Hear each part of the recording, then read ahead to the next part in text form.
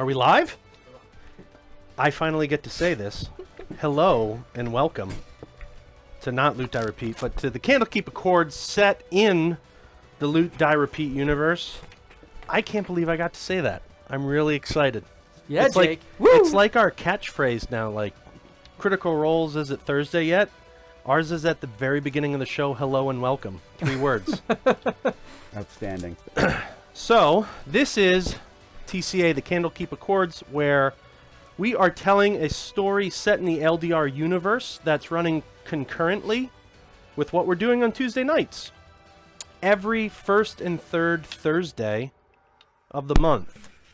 I am not good at time management, so I couldn't afford to do it every Thursday of the month. So you're going to have to bear with me. But hopefully you guys like what we're putting on, and you'd love to see it every Thursday of every month. Even if you do want to see that, that still won't happen, but it would just be nice to be loved in that regard. So we have this game that basically our prologue is already up. We've got 12 episodes on Spotify or wherever you can find podcasts where you can kind of hear how this all came to be, see what's going on in the world around Baldur's Gate, and meet our characters. Now, we're still going to do a recap, so don't worry about that. I'm going to try to shrink about 45 hours worth of material into a 5-minute recap, and then we're going to go and see what we can bring up. Now, we're going to do some things a little different than we do on Tuesday nights. There might be some different rules or different rulings. It's important to note that this is my first time DMing. I've got 12 games under my belt. That's it. And we have a couple of newbies around the room that are new players. So, Dom, can you raise your hand? Dom's a new player. Bree, can you raise your hand? Bree is a new player. And City Guard of Hebron, Mike, is a new player. You might know some of their screen names because they watch us on Tuesdays. We also have some players here that they played for a little while, they took a break, and they started to play again with us about 12 episodes ago. Kalian is one of them. And little Matthew, which is Matthew. Big Matthew's son. We've played a bunch with him in one-offs off camera. We are giving him his first taste of live TV, reality TV. I don't know what this is. We're going to see how he does. I'm going to scrutinize the shit out of him. And that is in our intro. I said shit twice. And of course we have Matthew, who's does it all, does it better than everyone, and he's amazing. And I'm going to try to kill him every chance we get just to assert my dominance over him. Because this is the one chance I get to do that.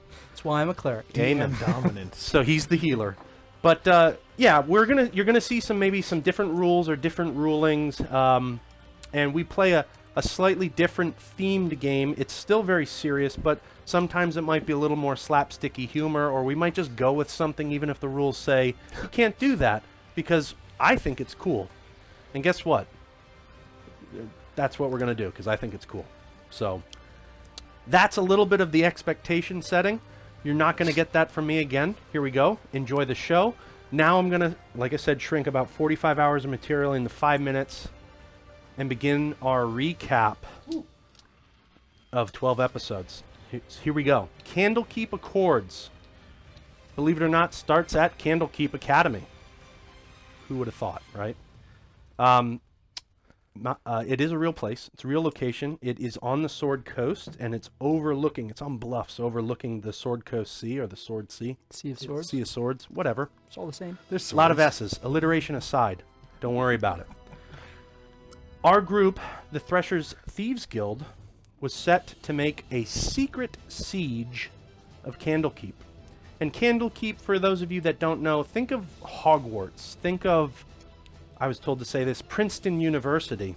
Think of the Louvre. Think of the Metropolitan Way Museum. better than Harvard. It is an impressive place, full of impressive people, full of other impressive items. It is one of the most magical places on Earth, not in the Disneyland sort of way.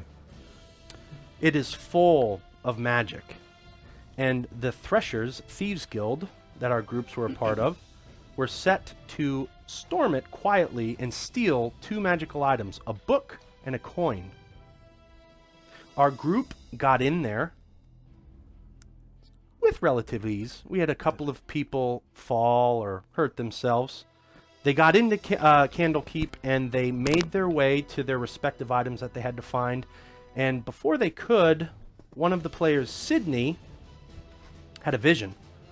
She touched a magical brooch that she probably shouldn't have, and she saw a vision of what was to come. And what was to come was a magical explosion. And when she snapped to, the explosion happened, ruining everything. They have gotten into this place quietly, and now this explosion just set off the alarms. The groups had to regroup and flee, and when they looked at the battlefield that was set before them, there was carnage everywhere. A wall was blown out of Candlekeep. The guards were called. People were dead. There were people coming in from the woods trying to stave off the protectors of Candlekeep so that our Thieves Guild could flee. The only thing in their possession was the coin of Jin San.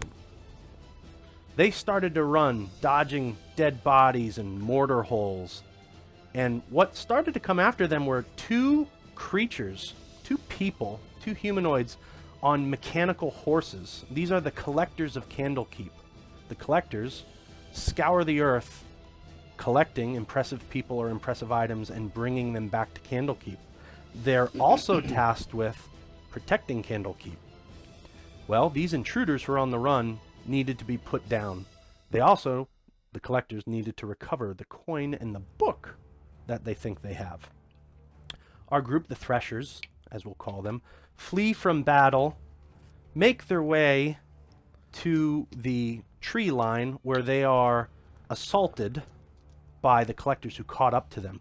Their leader of the Threshers, Apex, pops out, provides them cover, and lets them run. They get about a mile away from this just cacophony of problems, this cornucopia of issues, and they decide, hey, I think we should go to the rendezvous point that we were given.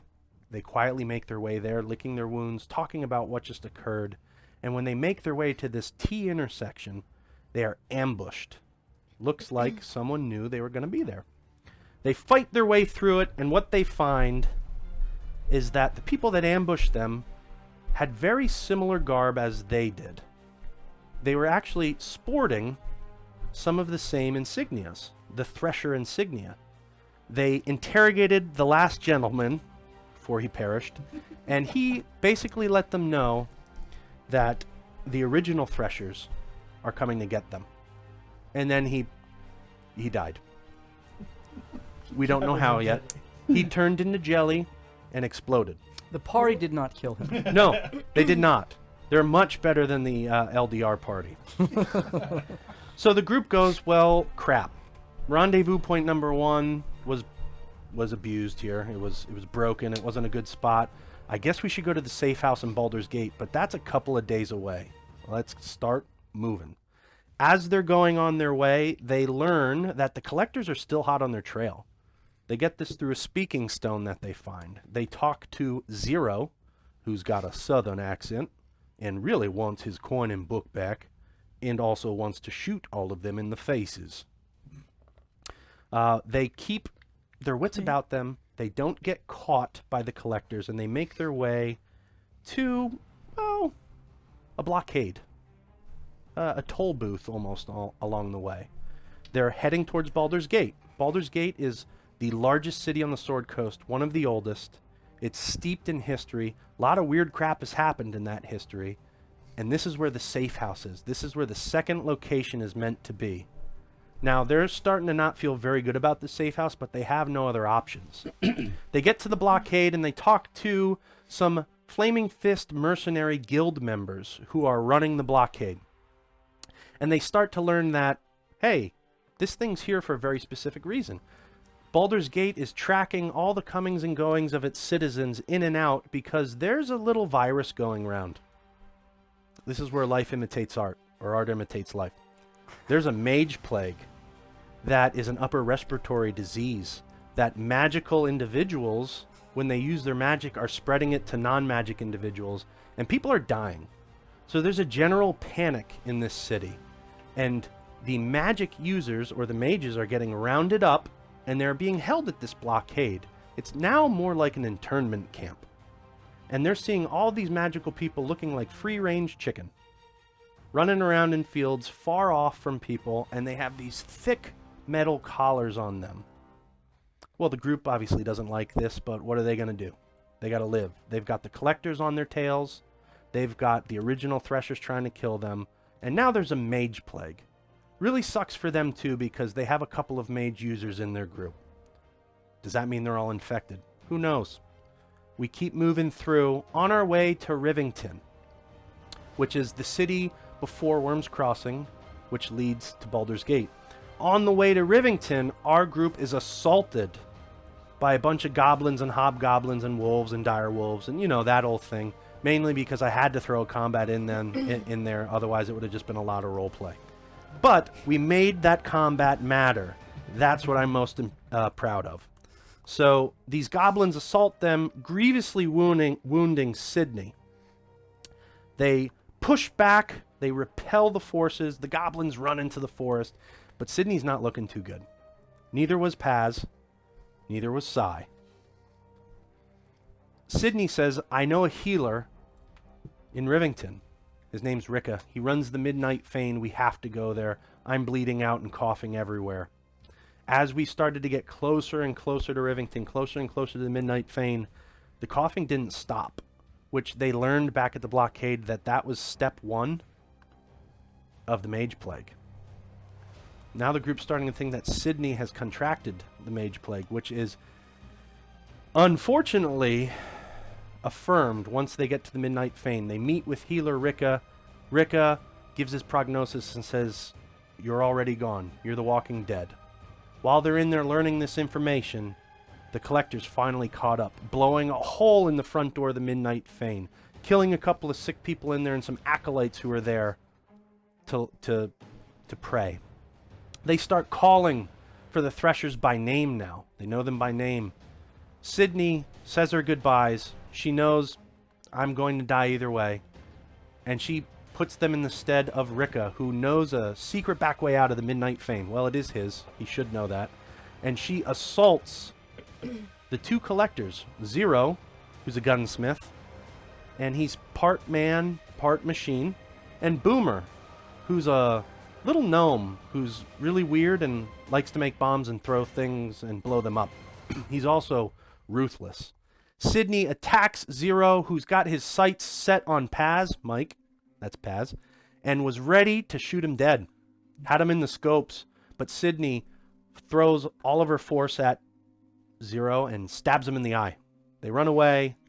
They firebomb the rest of the Midnight Fane. Sydney dies in the collapse, but the group gets away. They lick their wounds. They meet their new compatriot. The next morning, when the coast is clear, they leave, and they make their way into Baldur's Gate. They go across Worm's Crossing, where they meet many a vendor. One in particular, named Eugene, gives them magical masks that protect them from the Mage Plague. And in order to do that, though, this quest giver sends them into Tumbledown.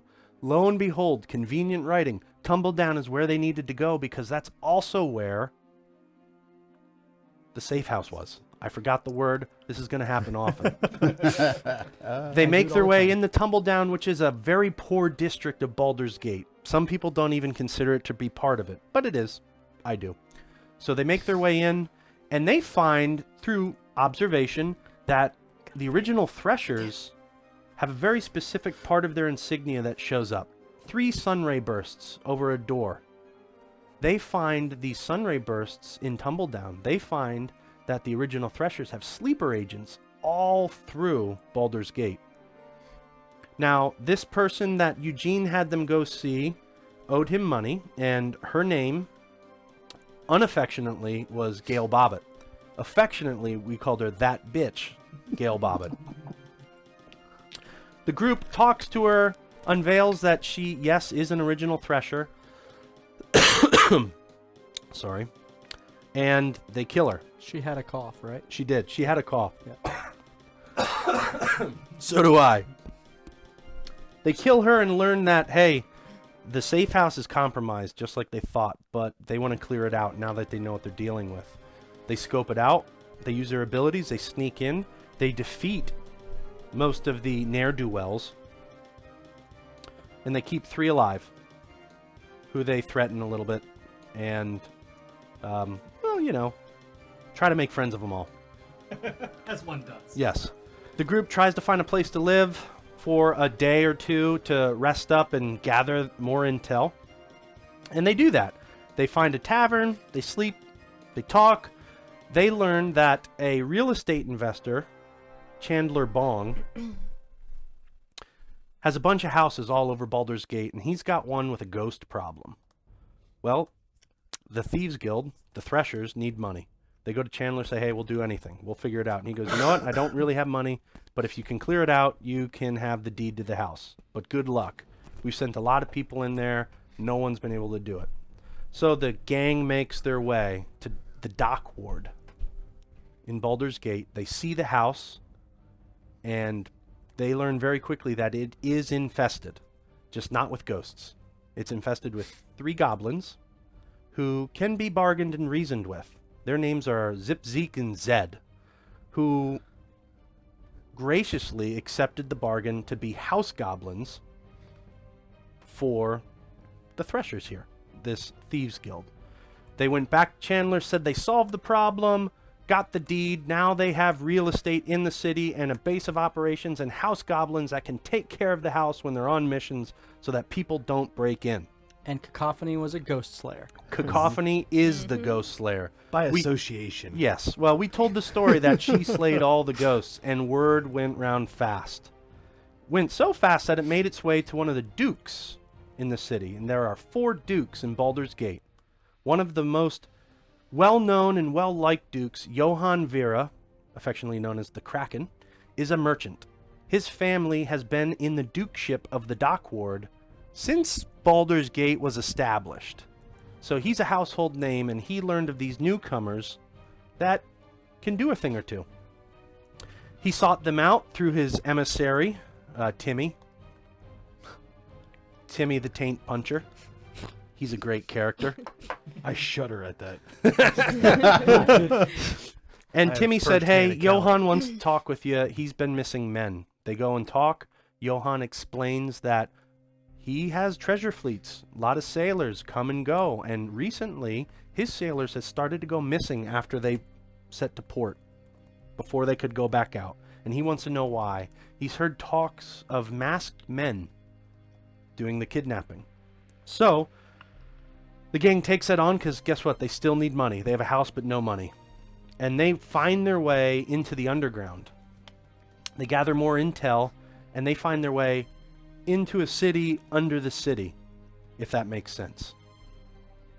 There are vast sewer systems that were originally there that Baldur's Gate has been burnt down and built back up on top of, and the ne'er-do-wells obviously use these isolated places to do their rituals.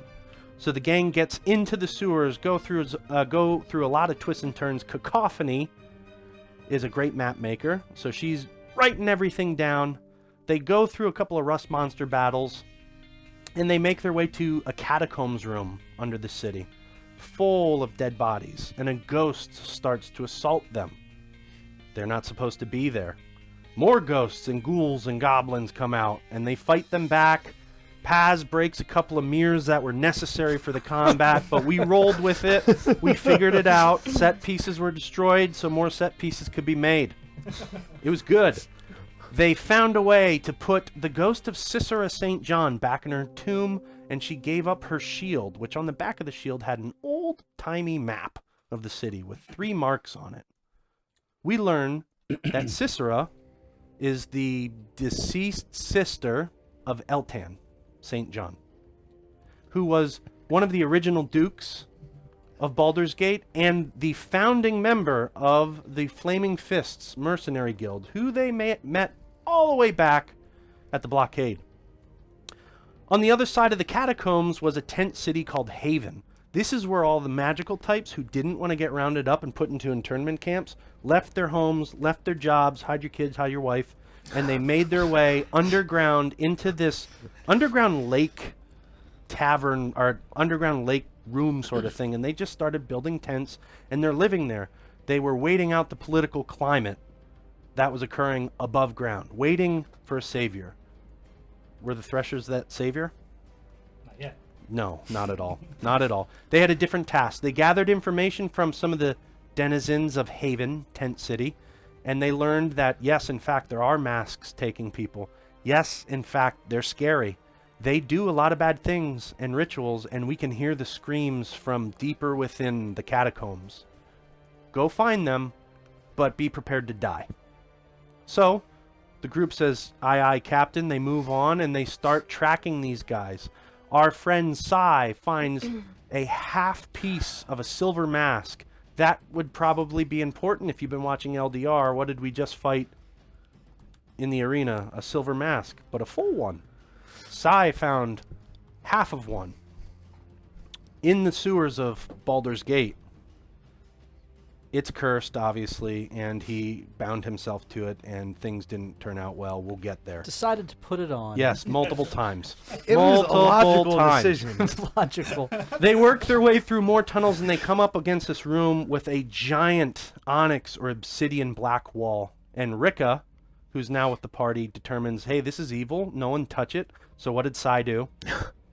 Almost touched it. Ooh, piece of Almost candy. touched it. Ooh, piece of candy. Ooh, piece of candy.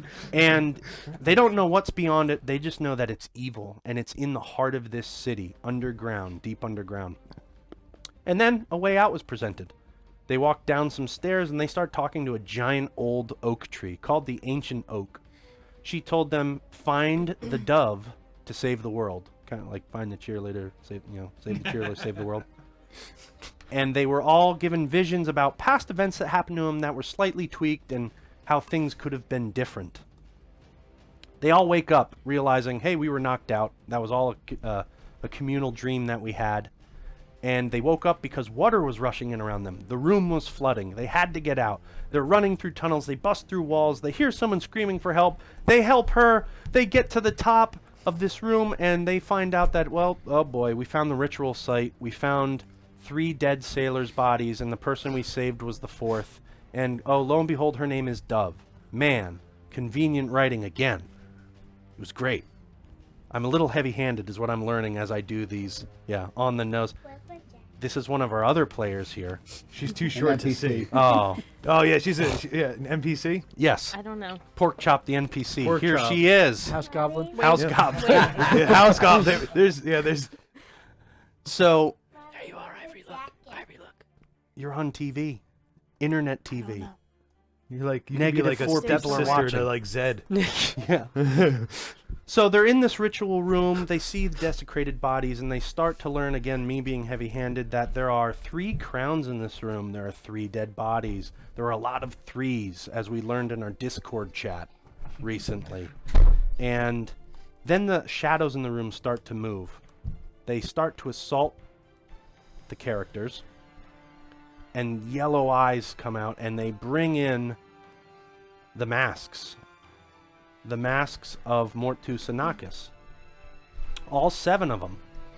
Our crew knows, hey man, we can't fight all of this. They start running, trying to find a way out, while they're being assaulted by shadow demons and masked people with weird spiritual powers. And there's a little bit of talking that happens. The Onyx Mask decides he wants to have a conversation just to see who these people are. Figures out that they don't know too much, lets them go. They start running away. They make their way back to Haven and eventually back to the surface, where they come back to 123 Dock Street, the house that they now own, and they want to figure out what the heck is going on. Well, we want to track some stuff down. They make their way to the Iron Mug, which is the location they learn where a lot of Johann's men have gone missing. The group gets in there, they start talking to people, and then Dove and Sai have a fateful encounter. It's in the episode titled Oh Shit, episode 12, where when conversation with the bar owner Appropriate title. Yeah. Appropriate title. When conversations with the bar owner don't go according to plan, Sai takes a swipe at the bar owner, misses. Dove kicks him in the face, hits, and 17 guards are called out and they surround the two. It was at this moment, the cursed item that I have been heavily building up to in the party Sai decides to put it on his face. After having just agreed never to do so again. And True. being baptized. And he was baptized along the way to be in the Order of the But- Ancient Oaks. You're going to have to watch for that. I skipped that just to try to shorten this up. He puts on the mask, and immediately a black plume surrounds him, Dove, and the 17 guards. And all everyone hears in this quiet bar now is just the screams and pangs of death. Then, as quickly as the black plume appeared, it disappears, and Sai is nowhere to be seen, and there are 17 dead bodies around him, all emaciated, like their souls were sucked out. Innocent until proven guilty. Yep. So Sai's gone. Dove takes the fall for this because they had to pin this on someone. She's incarcerated and no longer with the party. Sai is nowhere to be found. They make their way back again, going, what the heck just happened, to 123 Dock Street, and that's where they learn that about 6 weeks ago, while they were underground, one of their goblin friends went missing. Zeke. Zeke is gone. Sai is gone. Dove is arrested. And the party's trying to figure out what to do next. They've had 6 weeks to scour and look and gather intel. And that's kind of where we're going to begin. That brings us, that's 45 hours worth of material, brings us up to, man, this party screwed up quite a bit, and I just broke this thing. You just broke my pencil. No, it's the ring that goes around your laser pointer. Perfect. It's okay, though. Wow. Don't need it. Don't need it at Don't all. shine it in anyone's eyes. Amen. So, we do have some new characters, and that's where we're going to start. The group, the remaining Threshers, are at 123 Dock Street. But we're going to begin this new story on the open water. You hear the waves lapping against a boat. You can smell the salt in the air. You can feel the mist on your skin. You can hear the sounds of boots above you walking on a wooden surface. Orders being yelled. Stern and bow. You know, those types of orders, like boat orders, are being yelled. Whatever sailors do. Whatever sailors do is happening above Scurvy. you. Scurvy. Is there any Yetis? Kind of. Are there any Scurvy. sheep? There are not. Okay. And we are in a cargo hold on what looks to be a smuggler's boat. And we come up with two characters in a hole, in a cell, chained to each other by their hands. Matthew, little Matthew, please describe your character. So what you guys see is a Leonin, which is a lion person, and he's like 6'2", and he's starting to pack on muscle, but he's not quite there yet. And he's just a kid. He's 19, and he's got a scar on his left eye, and he looks like he's just really torn up and really sad about lots of things. Yes. And he is chained to a metal man made of wood and stone and brick and metal and mortar. And please explain your character, Dom. So my character is a Warforged, who is about 6 foot because we can't be 5'11". Slender, muscular build, and covered in damage. Definitely damaged. Not sure how or why. Not really sure what or where I place, and trying to figure out why I'm chained to this. Yeah. So you two have been chained to each other in this cargo hold for about 5 weeks now. You're the only living inhabitants in this cargo hold. Other than you, there's a bunch of boxes you gather with probably items of importance. You have no idea how you got here, Leonin. What's your name? My name is Ayel. You yell? Yes. Yell. Ayel? Ayel. Ayel. Ayelohim. Elohim. Aiel, you don't know how you got here. You woke up one day being auctioned off to the highest bidder and thrown on this ship, and you were clasped to this metal man who you've affectionately started to call what? Sentry. Why do you call him that? Well, I call him that because back in my homeland, my father and his best men were sentries because my tribe was a small tribe and they would always keep watch over our tribe because they were always being invaded by many other things. So, you know, obviously your dad did a poor job because you were taken from your homeland and sold to the highest bidder. Wow. I mean, His dad always does a poor job. Is there a CPS on this boat? Yeah.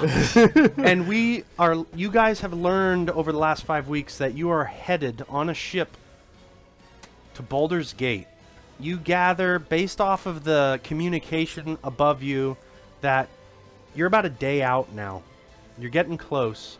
And if you make it to Baldur's Gate, if you make it to the port, you guys are going to go your separate ways, and you don't think it's going to be good for you.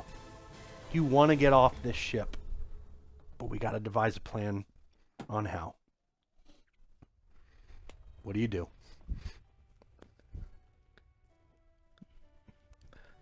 Matthew.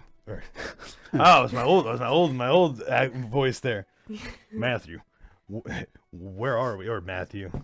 Where are we? Aiel. What are we doing here? I don't know, bro. But we gotta get out of this cage. I don't like cages. I don't like being tied to you. But we're in this together, and we gotta get out. So what I was thinking is, I'm since listening. you're made out of metal, right? You just keep on banging the bars until we get out. It's gonna I'm just work, gonna start I guess. banging. I mean, that's what I guess. All right. You're going to hit the metal bars that are in front of you, keeping in this room. Okay. Give me a strength check.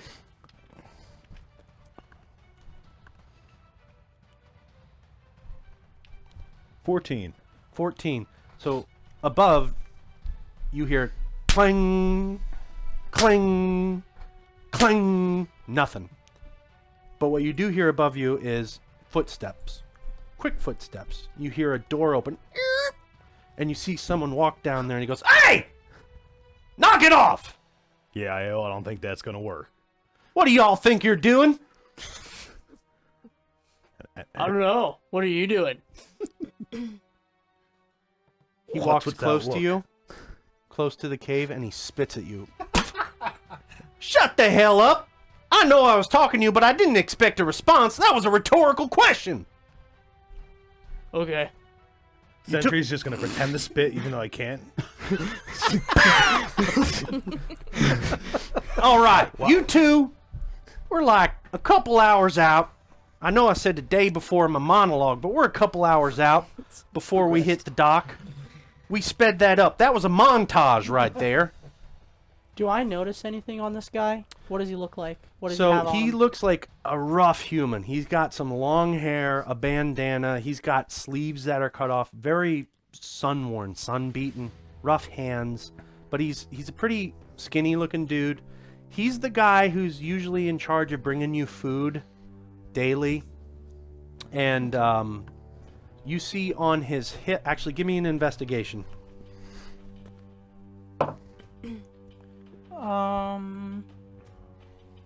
14. Okay, you see on his hip, he's got a ring of keys that you imagine. One of these. One of them's gotta work. It's got to work. Now he gets close enough to the cage To to spit at you, but not. but for me not to reach like out. yeah. I mean, you could try. Who's got longer reach? You do. Now listen, you two, stop making a ruckus, okay? Y'all hear me? Like this. He spits at you. Don't talk. These are all rhetorical. Sentry, Make me. I'm gonna kind of. Oh, we got a whisper. wise guy. Jethro! He calls up. And another gentleman comes down. Looks very similar. You learn, this This here Jethro is my twin brother. I'm Jethro. Jethro and Jethro. Our parents weren't very inventive when it came to names. Now listen. When it came to names. Oh boy. That's some Jethro, proper you see what I have to English. deal with here? Yeah, I do. Jethro, what are we gonna do about it? Well, we could show them a good time. I say you show us a good time. Pause. Hold up. Not like. I just look at him and go. I high five him No. because I'm that not type quite of- sure what he's doing. Okay. Not that type of good time though. We weren't gonna. Yeah, no, understood. We're gonna kick your ass. Listen, the manifest didn't say anything about you being in one piece. What's an ass? Oh my goodness. Jethro? Yeah. I think we need 2 more. Asses? Bring them down. You just held up 3 fingers, sir. I can't count, obviously. Is that per cheek? 2 more come down. And they look at you and they go, we're going to have ourselves a good time. And they start With each other? they they take really long spears. You're gonna have a good time. They take really long spears and they start to stab you both through the grates. I just kind of look down. I try to grab one of the spears as they're trying to stab me Okay, with so it. we're gonna have a contested, let's say like a Strength attack? Yes. Is the guy You with have the advantage. key stabbing? Yep. He is. Everyone has an advantage. Thank you, Zim. All right. The guy with the key. The clapping. Oh boy. All right, Matthew. What did you, or Il? What did you roll? I have advantage, right? If you want If to you use choose it. to use it. And then no, I'm just gonna go straight roll here. Here we go. In the strength. I rolled a 1. All right. So Jethro only rolled a 5, but he beats you, and he stabs you, and you take 3 points of damage. He gets you right in the leg, and now he's going in for you, Sentry. Do you care to try to grab the spear? Yeah, I'm gonna grab it. Okay. Strength. Strength. 14. 14. Son of a gun. You beat him by 1. So he goes to stab you right in the chest, and you move out of the way, and you grab the spear with 2 hands right before it hits you in the face. Just like that. Yep. And you redirect it, and you grab him, and you bring him closer I'm to gonna the bring cage? him closer and hopefully grab him my other hand. Okay. Who's the one he grabbed? Was it the Jethro. guy with the keys? Jethro with the keys. Can I go and try and grab the Do you want to keys? try to help him? Yeah. You want to grab the keys? You're trying to hold him close. I'm pulling him in. I'm gonna grapple. Yeah. Okay. Are you trying to make it known that you're grabbing these keys, or are you trying to, like, stealthily grab these keys? I don't think my character. No, my Commotion grab. He's just he's going to grab the keys. Okay. All right. Make a disadvantaged sleight of hand. Disadvantage sleight of hand. Okay. But he's got Because paws. you're not They're going soft. stealthily. Okay. I'm gonna use my advantage then Okay. on So this. So that give me a sleight of hand.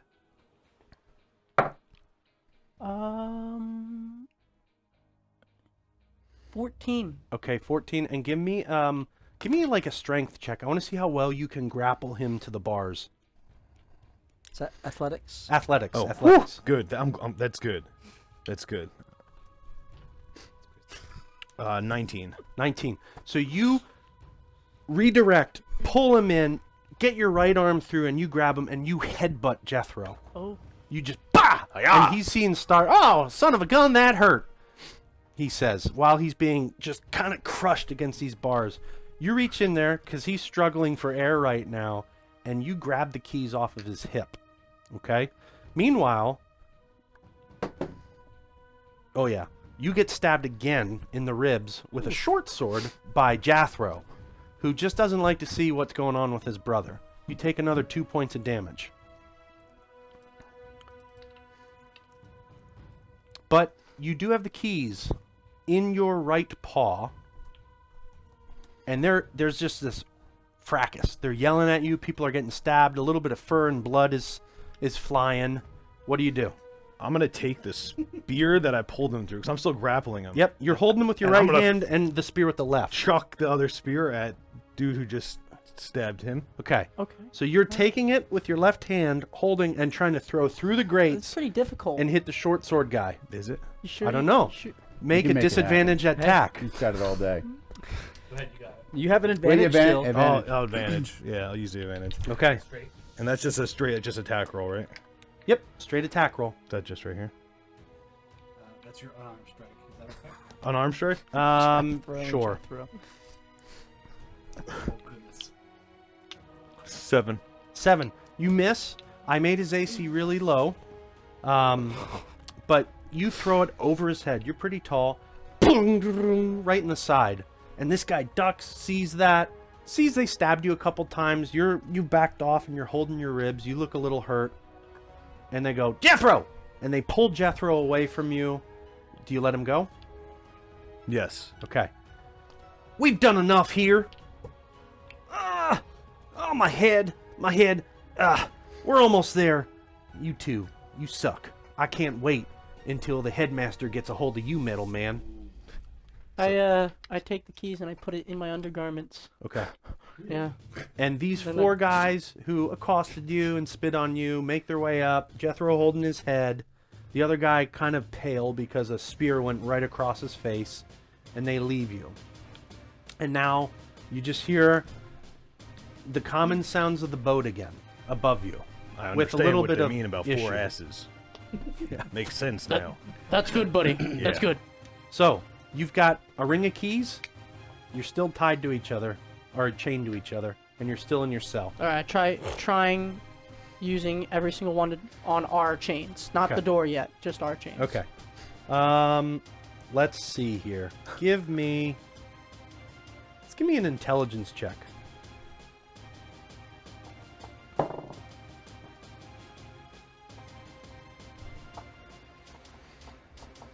Oh, 14 straight. 14. So you look at the lock that's on your wrist, and you look at the key teeth, and you start to deduce that half of these were never meant to fit this anyway. So you cut down your time on which one it's going to be, and you eventually find the right one. Key inserts. Click. You go over to Sentry, unhook him as well, and now you guys are free to roam. You now gather that the other half of the keys that weren't good for the locks might be good for the door. And you start to quietly reach your arm around and try to unlock the door. Eventually, finding the right key, and the door opens. Bro. I gotta find my axe. We're stuck in a cage right now. We just unlocked the cage, Should we leave the cage? and we're out of the cage now. Okay. We're good. We're free. Let's Now we gotta be careful though, because they're all around us up there. who? Just the 4 asses? Yeah, the 4 asses who just came down and tried to kick our ass. I understand that. Let's move then. So, let me just check these crates that he described. Okay. So you go over and check the crates. Give me an investigation check. And a stealth. You were trying to do it quietly. Yeah, I want to do it quietly as well. So Right. do you Stealth first, then Stealth first? investigation. Would I know if any of these crates have a mask in it? Let me help you right now. They don't. None of them do. Thank God. Praise God. 16. For the stealth, Yeah. you sound like, or you seem to think you've done this pretty quietly. You start to get into your tiger, like pounce, prance, sort of sneaky mode, and you get up to these boxes and you start to lift the lids to look inside. Give me investigation. 11. Okay, so when you open the first box, you are hit with this overwhelming smell of skunk. Oh! Bro, not this one. Oh my goodness. Do I This is smell? just- You don't smell. Ugh. When One way or the Or the other? do you wanna go check what he's looking at? Essentially, is just gonna start acting like he Okay. smells it. Okay. What in the hell is that smell?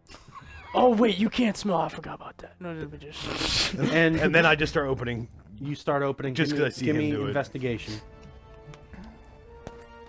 5. 5. So the way you Oh, open 10 passive. 10 passive. Okay. You have big meaty fingers, sausage fingers, and you have a hard time getting under the lip of the lid. So you kind of get a little bit more aggressive and squeeze and break and lift off. And we look at this one, and you also catch a very strong whiff of skunk. It smells terrible. Yes. But you also get a look this time, because the lid doesn't go back on, that there are these green it's a green leaf. It's got 3 leaves on it. And you know that these guys are... Well, these might be drugs. I've heard about these things. My dare officer said not to, but I know what these are. My Bro, I think- Your handler. This is how we find out if Matthew's young son does drugs. Yeah, this is actually Dad playing. Bro, I think I know what this is. It just looks like flowers. Yeah, I know that's what you think they are, and that's what I described to you a week ago when we were in this boat, and he was talking about my homeland and flowers, but these are bad flowers. For some people, they're really good flowers, though. You just said they smelled. Oh, they do, but you can use them for very bad things. So skunk is good thing. To some people, yes, that is an accurate statement. So What we gotta do here is not take any of it. Let's just not touch it. you seem kind of conflicted. Well, you could sell it for a lot of money, which is probably why these guys have it. Do you propose we take some of this to sell for No. Let's not do that. That wouldn't. I don't think that would look well on our character once we got to the city. We're Who would trying know? to be presentable. Because we're both freaks as it is to people. Kind of looks at himself. The hell are you talking about? Well, people aren't used to metal men. They're used to men, like the asses who came down. Those guys. Ass is bad. Yeah, Metal man, hairy man. Okay. exactly. We're different. God. So we wouldn't want to be even more even more different. So we gotta escape. So in this area, all we see is these boxes, right? There's nothing. You see a bunch of boxes. You know one smelled like skunk. We've deduced that the one he put the lid back on is the same as the one that you ripped the lid off of. There's more boxes. Would you like to open more boxes? There's about 5 more. There's Do 5 any boxes. of them look different than the ones I just opened? They do not. They're all conspicuously placed on the same side of the ship. They all look about the same, and you have like a primal instinct with your nose, I right? do, yeah. So you have It's called hunter's instinct. Yeah. hunter's instinct, right? So you can like now that you kind of got this scent in your nose, you don't even have to open the other boxes to know like it's the same thing in there. I can get the hint of the same smell. But you've also noticed that they're all on the same side of the ship. Give me an investigation check. Yes, he's like a tabaxi but cooler. Yes, he is a main. 13. 13. So you do recognize that on the ship there's an outline. There is an outline on the wall. It's a big square, and on the base of the floor there are these hinges. And all of these boxes are lined up perfectly inside of this square on the wall with the hinges on the floor. Does he see that or just me? Just You me. see that. He didn't look. It's you. Sentry, I think. You see this? See how these boxes are laid out? You see that, like, door hinge there? I think you should go check it out. Just Okay. Walk over there and just open the door. I just walk over and open Yep. the door. Like, just- Okay. Yeah. All right. So Is DMing great. Yeah. Well, listen, I would be learning from Prepare him. for improv. So I would take you his go over lead. and you see the big square on the wall that all these boxes are on the inside. You see on the floor there are hinges. You see up about 3 feet from there are more hinges, and you just start to try to open it, but you don't see a doorknob. There seems to be a problem here. There's no way I can open it. Is there anything else in this room at all? Or There's just, more room to search. You only looked at one side. Okay, I want to look at the other side of the room now Okay, then. so we go to the other side of the room, nothing there. Literally nothing. Nothing there, but there's a hallway. Do you want to go down the hallway? No, not yet. Okay. Alright, so there's no handle. But there's definitely something fishy about this this thing here. Is It that like the looks skunk? too nice. Yeah, like it's off. It looks like it's like not supposed to be like that. Like it doesn't look like the normal ship. Can I punch it? Let's not do that because then that will probably alert everyone else upstairs that we're out. What if we give the flower to the people upstairs, and then we come down and punch it? That wouldn't work because it's already theirs. Then let's just burn it and get it over with. Burn it. Let's just burn it. It's just, if this is a prized How possession, much time has it- passed, just by set the the way? boat Because he on said we were fire. about how many hours out? Did he say? So that's a good question. You start to hear a bell ringing above you, and you start to hear them say, 30 minutes out! 20 minutes out. 30 minutes out! We should get ready to drop the cargo. We don't want to bring it in to the city. What do you? I say we go just set it ablaze. Do you have anything to set it ablaze with you? I just start going. Your wrists are made of flint. buddy, let's no. Do they continue Why to make don't- that call? Yes. Like, how did it go again?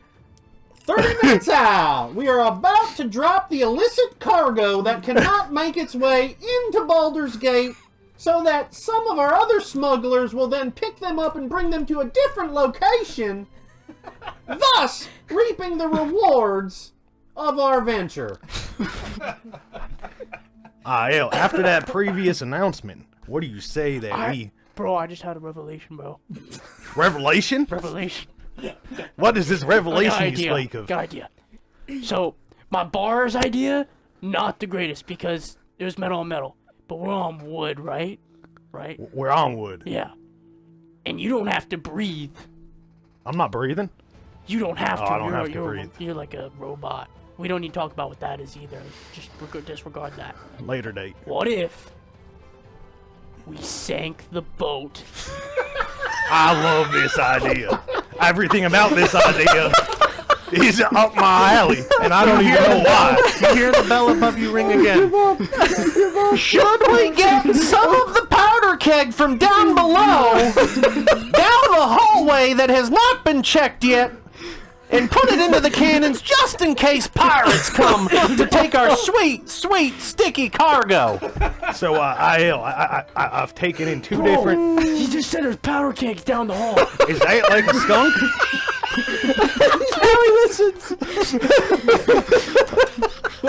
Wait, hold up. What if we hide in the sticky icky containers?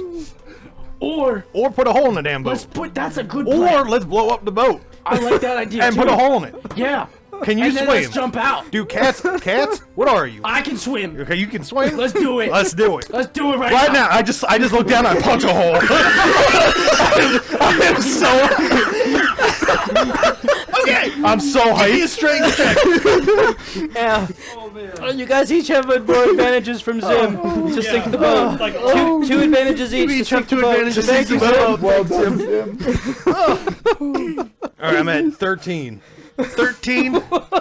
And you punch just the base of the boat. I just punch. Okay. When you do that, the wall behind the illicit cargo boxes, the top right corner, comes unhooked a little bit, unhinged. And you start to hear the sound of the water outside a little bit louder. Is that good? Yeah, keep it up, bro. I'm gonna help you too. Don't cats not like water?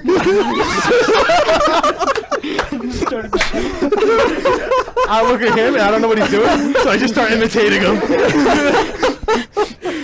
So you guys start jumping up and down. Nothing more happens to the wall. But you start to hear the sound of footsteps again, like, what the hell's going on down there? That didn't seem too effective. Alright, let's just blow up the boat. Alright.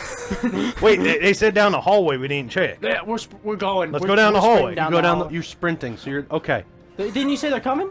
Maybe. I just mentioned that people Oh, are moving alright, we're quickly. still- No, too bad. Give me a disadvantaged stealth You have check. 3 advantages apiece. Disadvantage.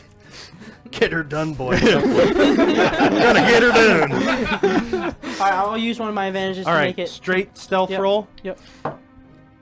13. Good enough. I had it at 12. Are you going with him, Oh, Sentry? yeah. Give me a disadvantage stealth roll unless you're going to use an advantage as well. I mean, at this point, I know how many we have left, but I'll You got use a lot. All right. So you each have 2 left. All right, so I'll use one of mine. Ah. 19. 19. You're more stealthy than the Catman. He's like trying to skip over the boards that squeak too I do much, that and he once, seems right? to be hitting every other one. Sentry, you just barrel through. You don't worry about it. You rip the door open of the only other room down there, and there you see barrels full of gunpowder. What do you do? I'm just gonna open one up because Are that's the there only thing I any know. lamps? Are there any lamps anywhere? Just anywhere down there. Was there any lamps? Yes. Alright, here we go. There definitely are. Alright. We probably shouldn't be too close to this. Alright, what I'm gonna do is take one of these powder barrels. I'm gonna lead a trail all the way back to where we were. I'm gonna take a lamp, smash it on the floor, and then it's gonna go all the way down the hall, and then boom, it's gonna blow up. The lamp's gonna go all the way down the hall Yeah, no. The fire's gonna go all the way down the hall. The It's fire gonna follow a trail. to this little powder substance. Yeah, and then it's gonna go boom. And then we can swim out. The lamp or the kegs? Is there gunpowder ship's in gonna go IL's boom. primitive previous world? There is now. Okay. Yep. Do I know anything about other? No, because Just keep you going. You're doing great. It's wonderful. All right. Yep. You're doing great. That's the plan. Come on, let's go back. All right, let's I'm go. like, I'm leaving a You trail. start to do it. I want, you know what? I want a performance check. I want to see if you like get inventive with your lines. A nice, like, yeah, Yeah. like, nice How creative. straight is Like, it? like he's Or- peeing, like he's Yeah, peeing in the alright, snow. here we Yeah. Domino set. Hey, Yeah. what did you say it was? Performance. Performance? I got plus So 1 on I, performance. how You are have we two- getting off the You ship? have 2 advantages. You have 2 advantages. 3. You Okay. have 2 advantages left. It is like it looks like a toddler made this line, but you think Like his handwriting? yes, you think it would be sufficient for your plan to blow up the front of the ship. How are we getting off this ship? Well, once it blows up, we're gonna sprint to where it blew up and then just swim out of that big old hole. What if we just keep pounding at the door that's kind of making ocean sounds? And then we blow it up and then jump out the door.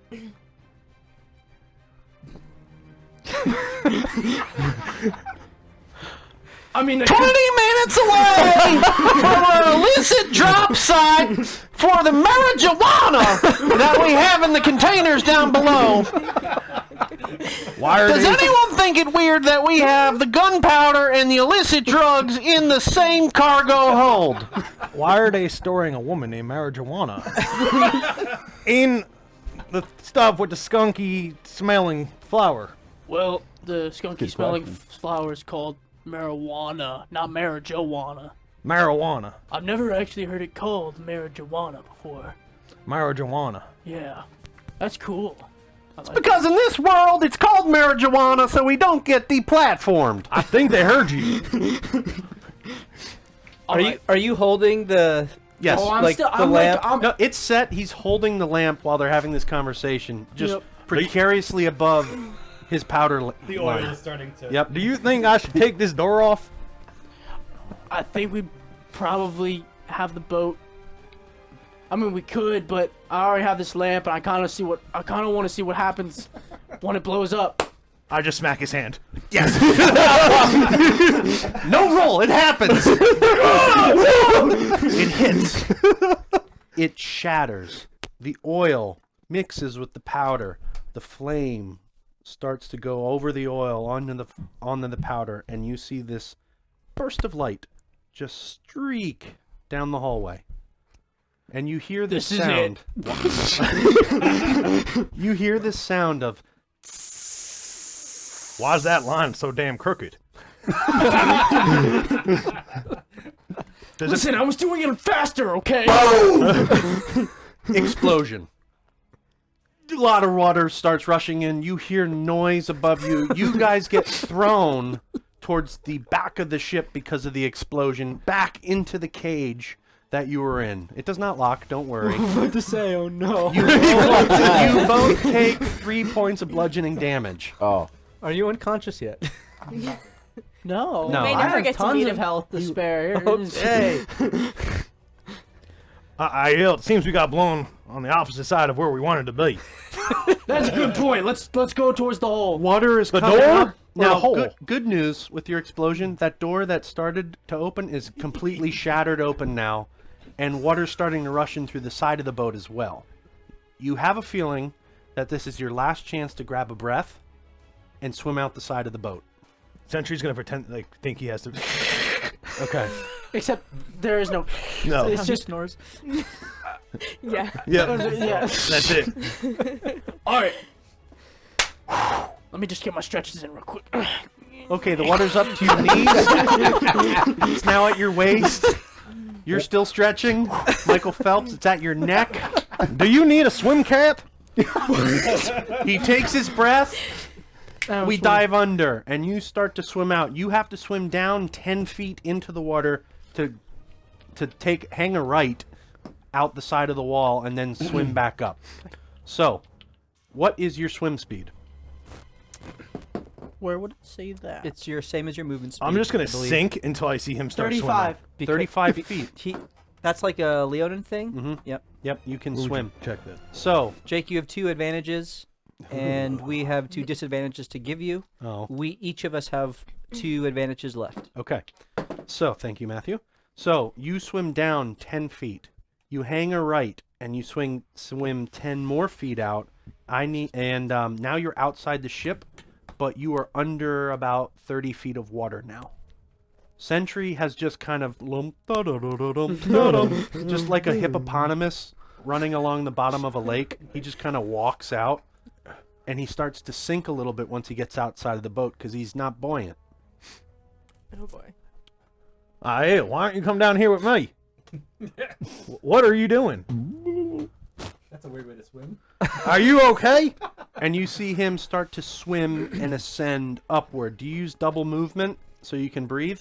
Yeah. Okay, good idea. So you crash through the water.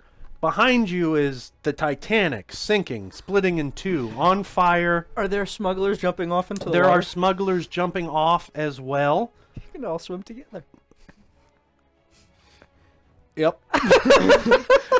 They see you about 20 feet away from them. You crest like a buoy now because you figured out what was going on. And across you floats a white skull. Do you grab it? Yeah. Okay. You grab it, you put it in your compartment, and you look at each other. Is my compartment It's your belly. my belly opens Yep. up like Like kind of like Rosie from the Jetsons. Yep, that's you. You put it in there, close it back up. And now you've got about 4 of the smugglers looking at you, realizing that you probably blew up the ship, and they're swimming as fast as they can after you to try to drown you in the middle of the water because they just lost a massive payday. Am I near them? You're 5 feet away from him, 20 feet away from the smugglers. Can I get to the smugglers?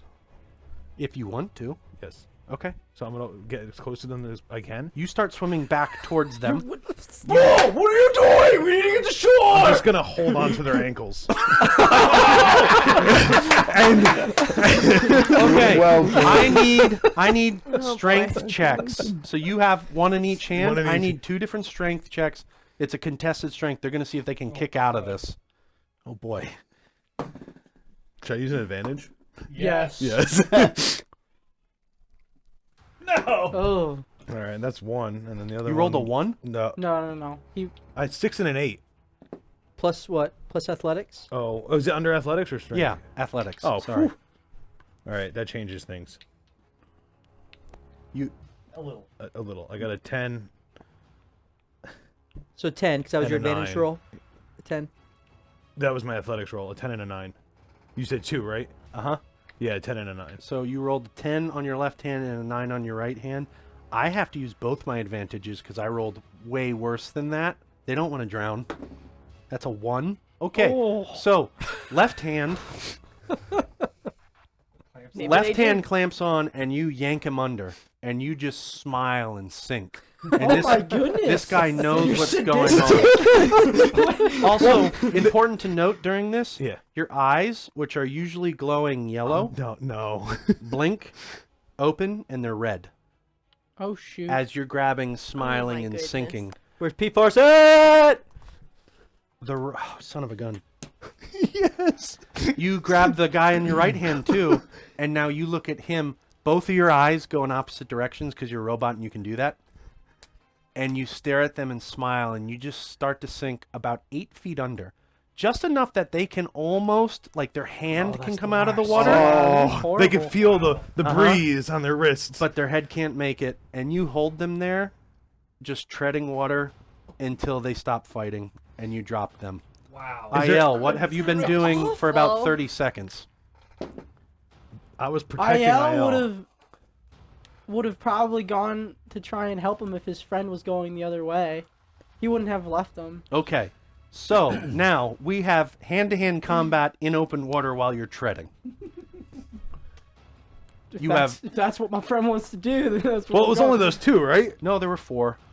So Ah, there's it's 2 the left. 4 asses. Yep. Well, you have those natural claws. I do have claws. Okay. Oh, yeah, cats and water So man. Jethro Dangerous. is coming after you, and he takes a swing in the water. Ooh, 18. That hits. That hits. Thankfully, he's scrawny. He's wiry, as the kids say, and he does 1 damage. He pops you right on the face. You're up. IL. Tell him in the water. My dad used to beat me way harder than that. I took a turn. You're up. What are you gonna do? What are you gonna do to Jethro? Imitates life? Yeah. This went from D&D to intervention. You're up. What are you gonna do? Jethro's right there. He punched you in the cheek softly. You're probably just gonna try and do the same things, right? Oh yeah, I'm gonna. IL, you're up. All right. I'm gonna swipe at him with my claws All right, go for it. twice. I'm not gonna waste my rage now. All right, here we go. 20. Yes, sir. All right, 20, and then for the other one. Oh, 1. So I got a crit, and then my other one just horribly misses. Okay, that's fine. So roll the damage on your crit. There's gotta be another others.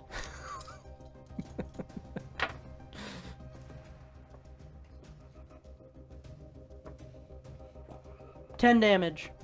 10 damage. Yeah. Okay. You slash out across his throat. Gone. Blood spills into the open water. IL, is that supposed to happen? Mine didn't do that. He's not dead. He's just sleeping. Oh, mine just let out bubbles. Yes, please channel that video. So, you killed 1, you killed 2, the other guy's like, God! He just takes a 90-degree turn and starts swimming over towards shore over there. Do you chase after him, you sadists? Yes. Do you So much really? for wanting to make a good impression in the city. IL, I think we should just get to shore. We can't let him tell anybody that we're slaves. We're slaves? I don't know. I just don't enslaved. want him to escape. This guy hears this as he's swimming away. Listen, we're smugglers! We're not telling anyone shit! Leave me alone! Doggy paddle. I'm just gonna go make him go to sleep too. I'll be right back. But all he wants to do is talk about his shit. So I'm not quite sure what he's doing. I'm about- Okay. Yep. And then metaphorically speaking, you start to hear the sounds da dun da dun da dun dun dun dun dun. Hey, IL, there's a 4-piece concussion band underneath the water here, and I think we need to. And you feel the nose of something in the water brush against your leg. Because you are covered in another man's blood. I don't think I have a nose. It almost feels affection. Where Would I even know what that is? Sure, get them. I don't think I would. I didn't know I was going To porpoise. You're gonna stick that in Foul-tempered porpoise. You guys are 100 yards from dock. And you're arguing in the water and you want to chase down a guy who's just trying to get away. Isn't he trying to get the shore too, though? You feel a little nibble on your footsie. Nibble? Yeah. Hey, IL, you got a little It hurts like 2 damage. Oh. you got something chasing you? Barracuda. Barracuda. There's a barracuda in the open ocean, which is very. Big T. I wouldn't know it's strange, but it's strange. How the heck did you know what a barracuda was? I don't even know what a I don't. barracuda is. There's just something hanging off your foot. It had a badge. Yeah. Yeah. I said, hi, my name is Barracuda. You take 3 damage. Ah, shit, there's something on me. Something, Something. Johnny. What the hell is this thing? Alright. I guess we're bolting towards shore. Charlie But I'm the Barracuda. Great idea. doing it at the same time, but I'm also chasing the guy at the exact same time. Okay, he's going in the opposite direction. Oh, of never where mind. you're Bolting going. towards the shore. Okay. So you start both swimming to shore. Are you both going to double your movement and get there? Yes. Can Okay. I do that? Yeah, you can. Double movement. Yep. Okay. I get that. This fin pops out of the water and it is hot on your tail. So now we're going to have an athletics off. Because this thing... Is that supposed Did to be? you do that? Okay. I know you can't hear this on the stream, but we have music playing, and somehow I am controlling the music, but apparently not. Matthew is as well, and we just started playing the Jaws music. And that's awesome. An approximation. So, yeah. We are going to do athletics off because this thing is from the water. It's got a better swimming speed than both of you. So, athletics. Go. You damn weirdo. Thanks for the follow, weirdo. You are on point with us You are tonight. here with your people. 14. 14. It clamps at you and just misses. Give me an athletics. 6. You have advantage, Jake. I have advantage. Come on. ZM. What the? 2 more. No, just one. Oh, It clamps at you and misses. Another 35 feet of movement go by. We were 100 feet away. We are now 35, 35, 70. You are in your last stretch. Give me athletics. This thing is hot on your tail. Get it. Charlie's coming. 22. 22. I'm Crit. using my advantage. You take. Is that a crit? Did you crit? Yeah, you did. I did. Oh. I'm doubling that. You take 10 points of damage. Oh, how's that big old best you wish would have raged? IL, you look like you're about to go to sleep. Kind of looks like what you did to the other guys. I need you to do one too. I critted. Oh, you critted. Yeah. 24. Whoops. That one misses. So it misses you again. How are you doing on health? Good. Good. He's confident. He's confident. You now make it to the edge of the docks. You got to scramble up, and we are going to do a free willy jump by this shark.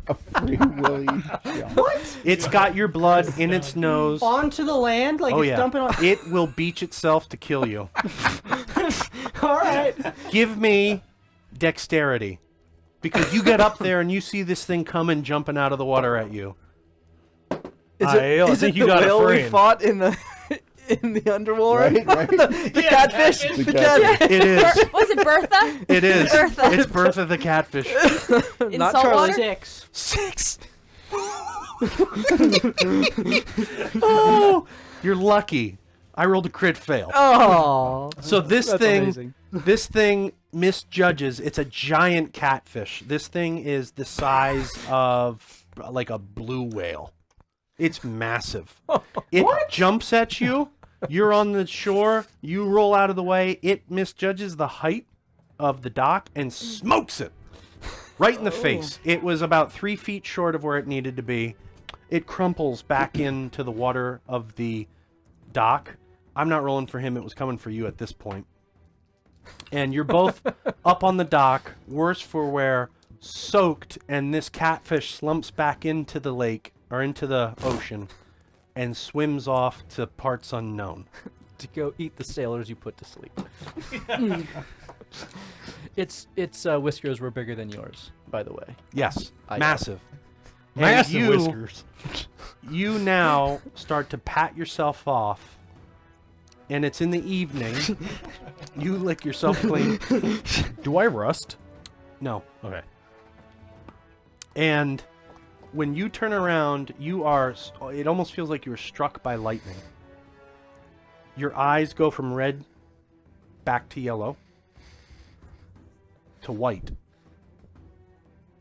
And in your mind's eye, in a dream you've had before, Warforged, you've seen this little white house next to the water with black, what are the things that windows have on the outside? Shutters. With black shutters, Nailed with it. smoke coming out of the chimney. This warmth and inviting feeling from this house passes over you. Again, you've seen this in a dream, and then in an instant, from your eyes going from red to yellow to white, they go back to yellow, and you shake yourself clean. And you see this little house before you. Aiel, I don't know what it is about this house, but we should check it out. What the heck just happened with your freaking eyes? It's my color shifting lenses. It was light out, it got dark. I don't know. I wasn't there for Never a happened minute. before, and we were on that boat for like weeks, bro. Maybe it was the marijuana. But I do think we should go check out that house. Something's pulling me to it, and I reckon it might be something that we should at least check out. All right, well, you're like my only friend, so Well, we also have that my other friend, but I don't know if he made it off the ship. you have friends? I had one other friend. He was there with me almost the whole time. He just wasn't in the cage with us. You didn't see him? Nope, it's just me and you the whole time, buddy. All right, we should check out this house. All right, if you really want to check out this house, man, we'll check out the house. Do you approach the red door of the White House? Should we approach that red door? It's a red door on a white on house? a white house. It Seems doesn't a make little sense. creepy, but hey, man, you said you were drawn to it. I was drawn to it. You're drawn to it. I'm drawn, man. Let's do it. Who knocks? I knock.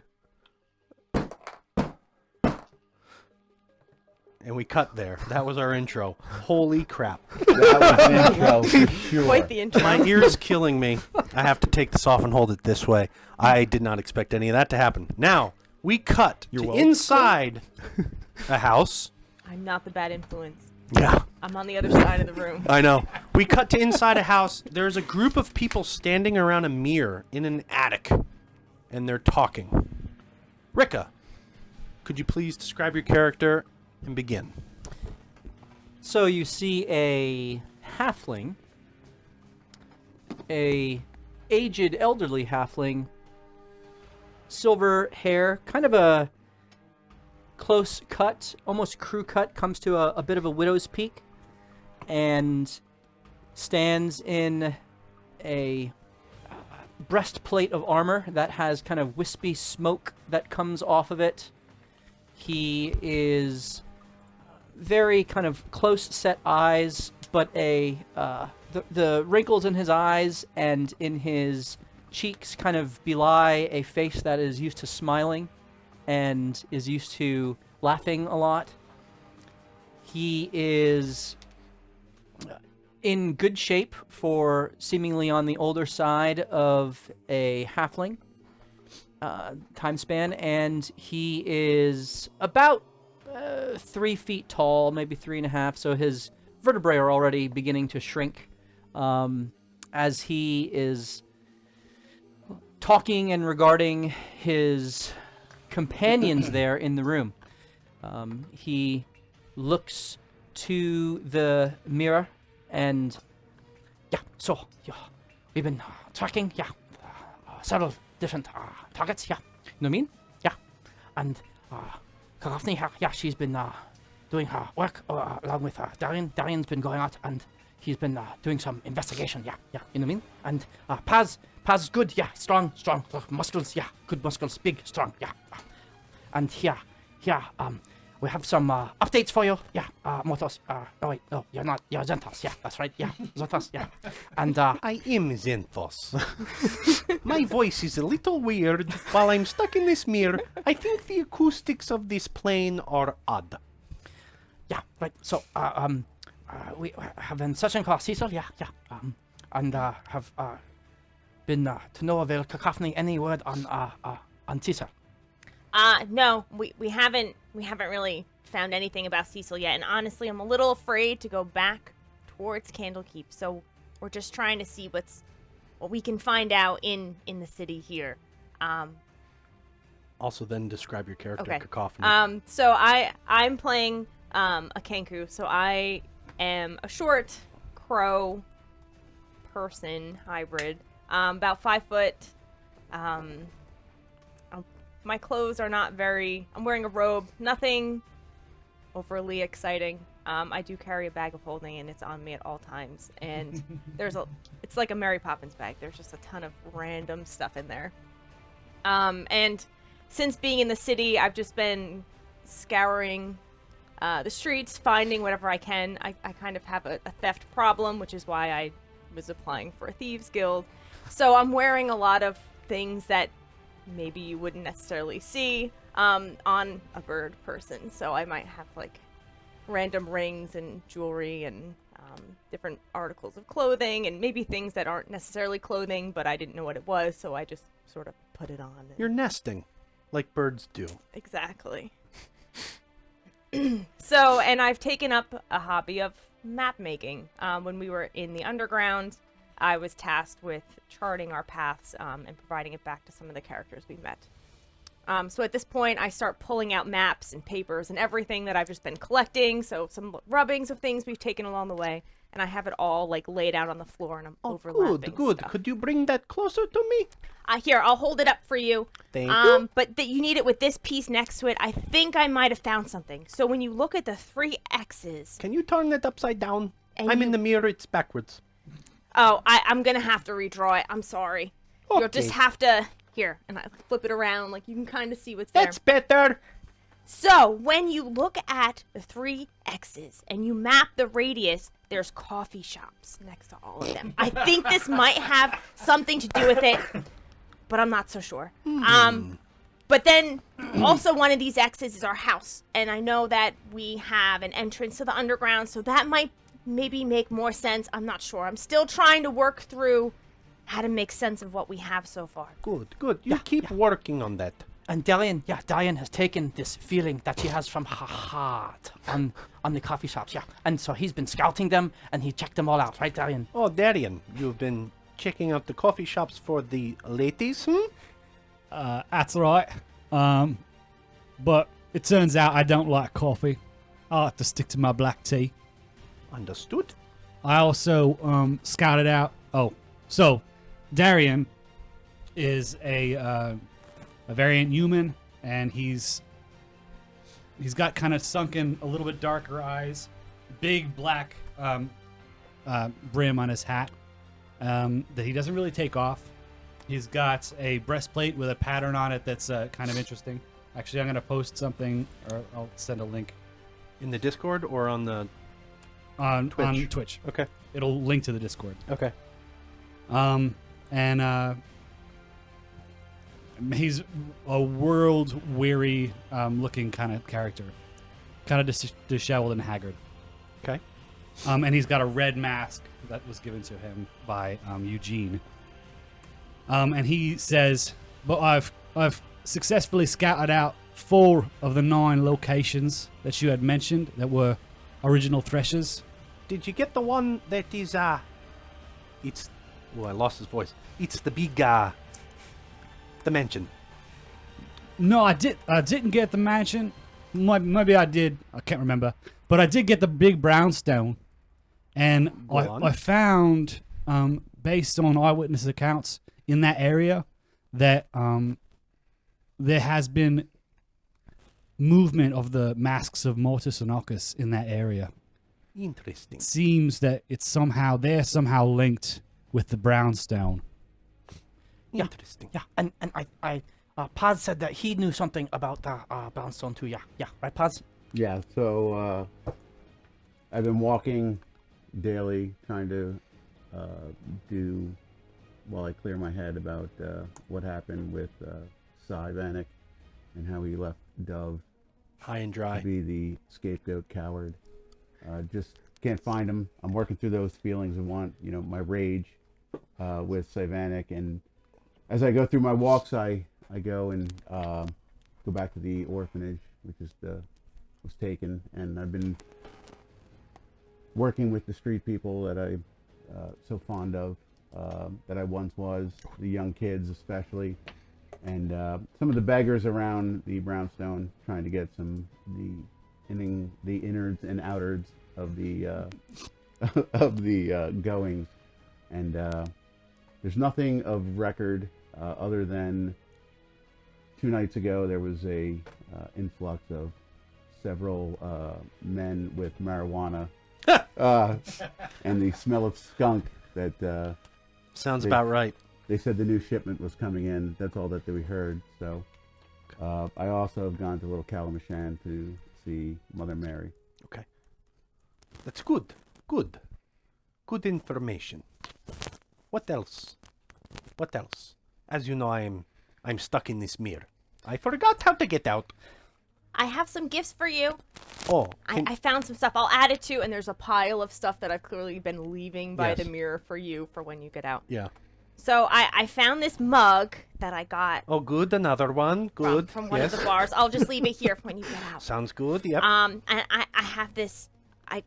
I'm calling it a dingle hopper. It's a belt buckle. It's like little bent, so I wouldn't really know what it Okay. is. So I leave it there. And then I have these rocks.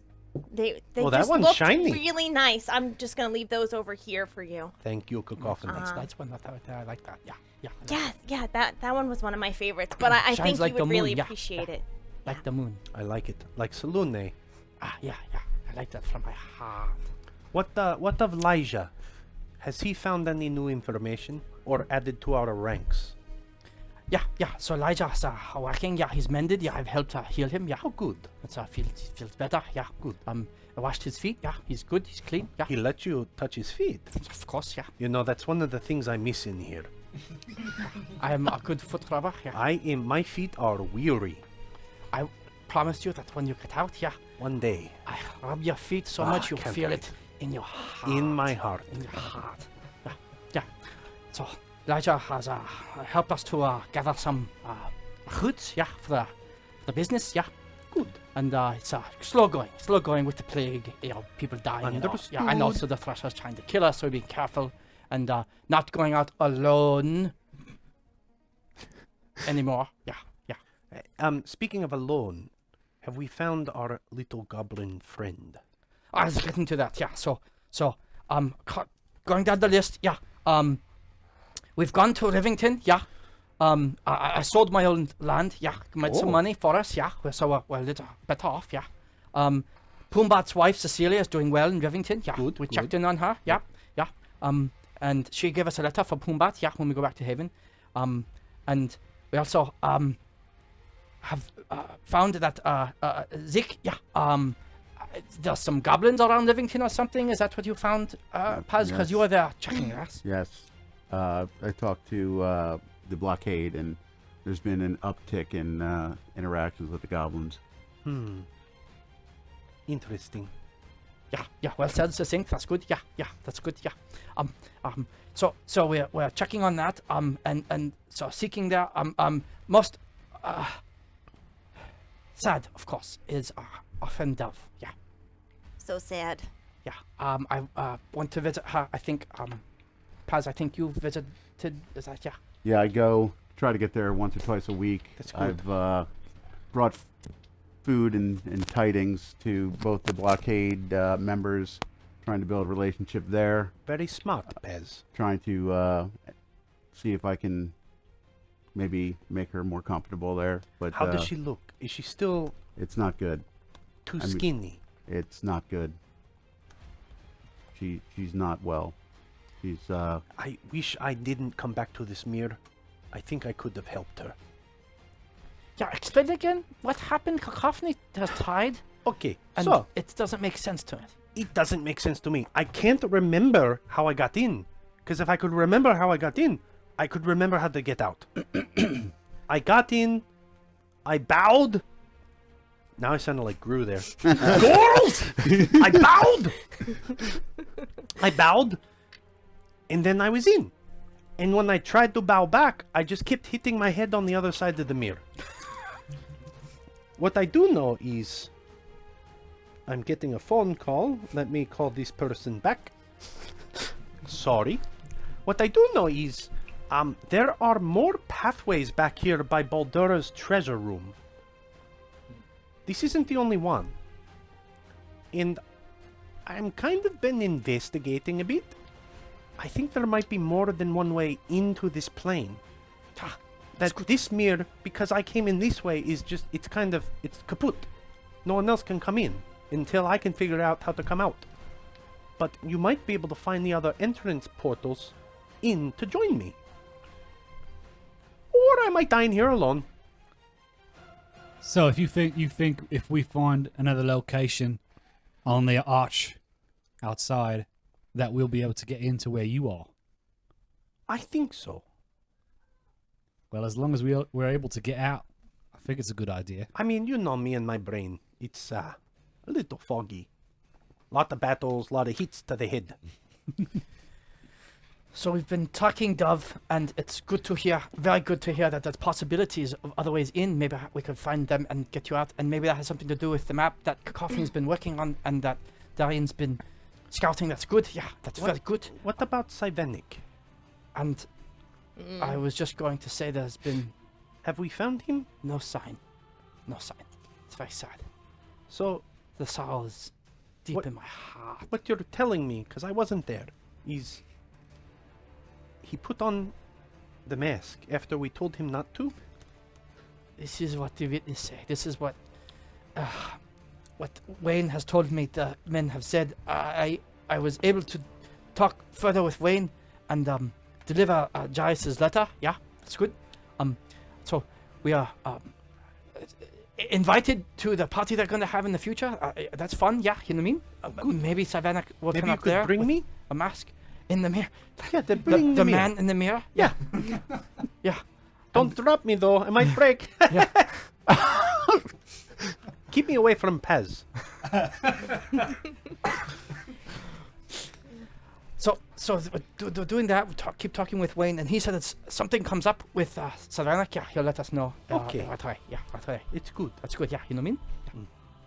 And then, and he peers, like, behind you. Yes, come forward. And you feel, brush past your leg, Cacophony, a little goblin. It's another one. It's Zip and Zed. And Zed, Okay. Zed looks very sullen, and he's kicking the ground, and he goes, Mr. Xanthos, we need to find Zeke. He's our brother. Can you guys find him? He's been gone for 6 weeks. I need my brother back.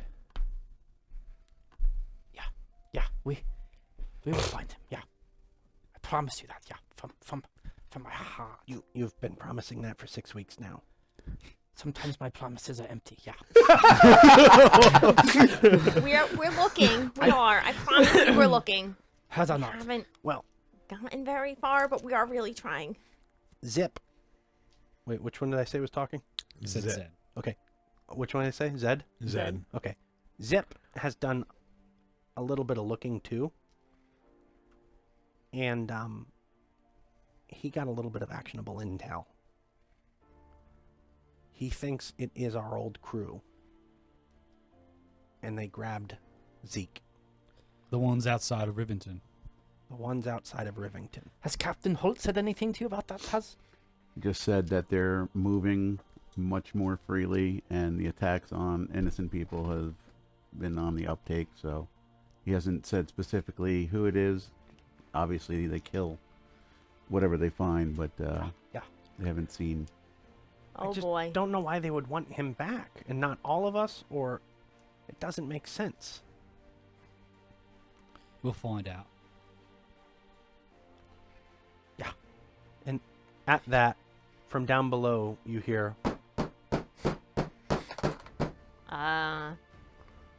Is someone at our door? You guys expecting visitors? Are you expecting visitors, Diane? Paz Not grabs here. Paz unsheathes his sword. Darian goes down, and he'll make his way to the front door and try to peer out any glass windows. okay, you peer, and what you see is a lion man person thing who's just soaking wet and bleeding, and you see something you've never seen before. What is that? Okay. A bipedal stone metal thing. Rika opens the letter slit. What is it? You see There. you see the crotches of things that you've seen before. So am I like a Ken doll? Yes, I'm Yeah, like a Ken you're a doll. Ken you're like a Ken doll. With a belly that opens up like Rosie. Yes. Rosie, but a Ken doll. And you both you see a soaking wet lion man as well. Yeah, the hell one must be cold. Yeah.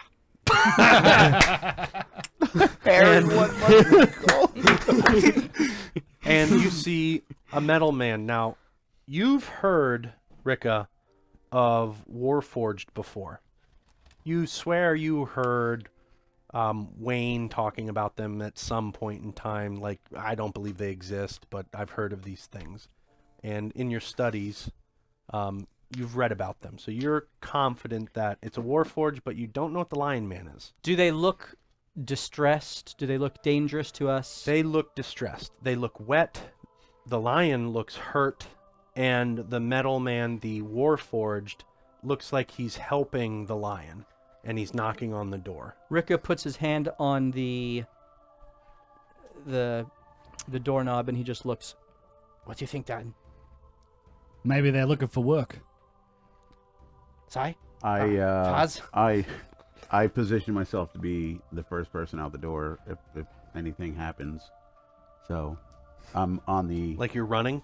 no, like I'm on the Oh. left side of the door. The door's opening to the Yeah. right. I'm there with my shield and sword ready to go. Cacophony?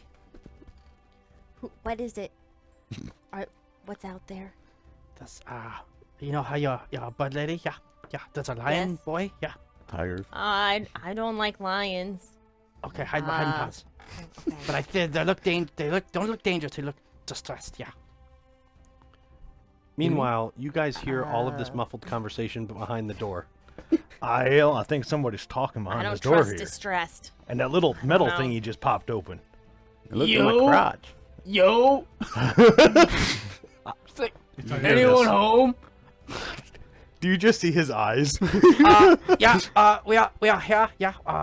What can we do for you, yeah? You know what I mean? Yo, is it you halfling, bro? I don't. Do you have excellent? They have excellent vision. They have excellent vision. Oh my goodness! They can so see I'm through gonna walls. use It must be silent magical. image and just create like No, an you- illusion of I like a mean, suit of armor like next you- to us. It's Nice. just like another Body. body. Okay, done. This black suit of armor ready. standing there looking stout. Rika opens the knob just a hair and kind of looks up at. I peek out and go, "Excuse me, sir. Are your parents home?" Bro, no, this is. Go away. We're not told you- interested.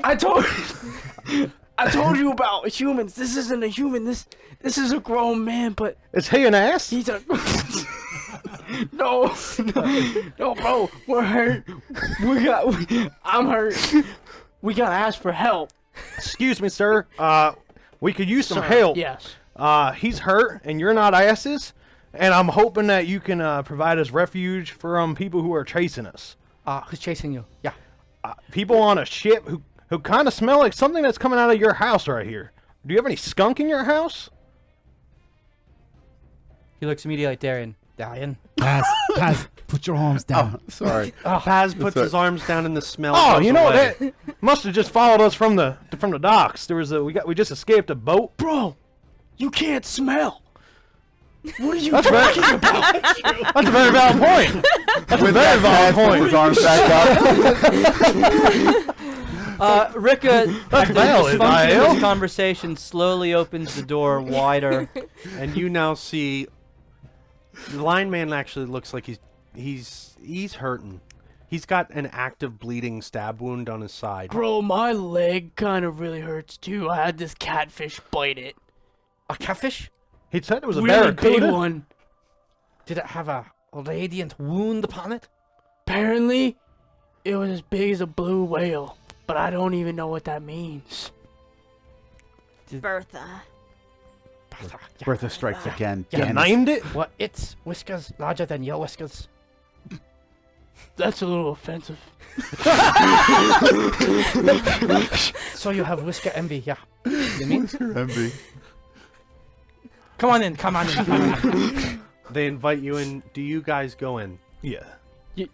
Yeah.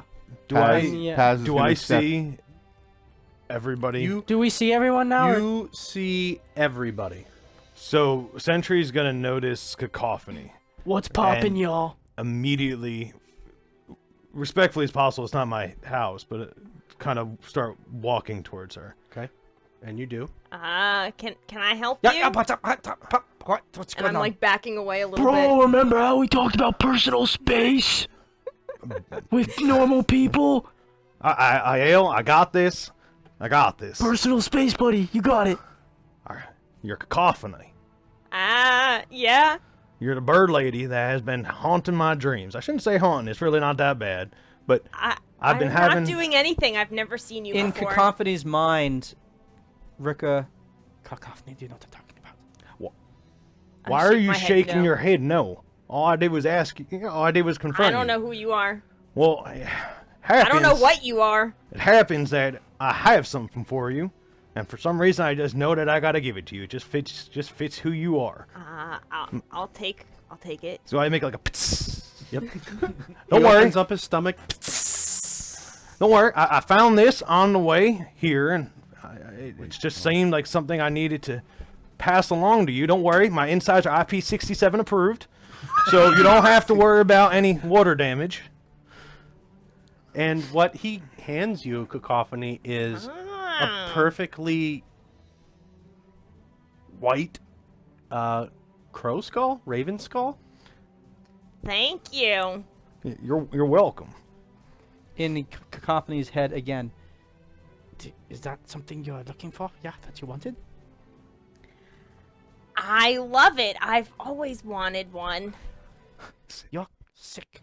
Thank you. When this is Keep happening, it away from Does your this face. mean you're not gonna hurt us? Why would I want to hurt any of you? You said you weren't asses. Valid point right there. I only Okay, want to hurt asses. That's a good sign, right, guys?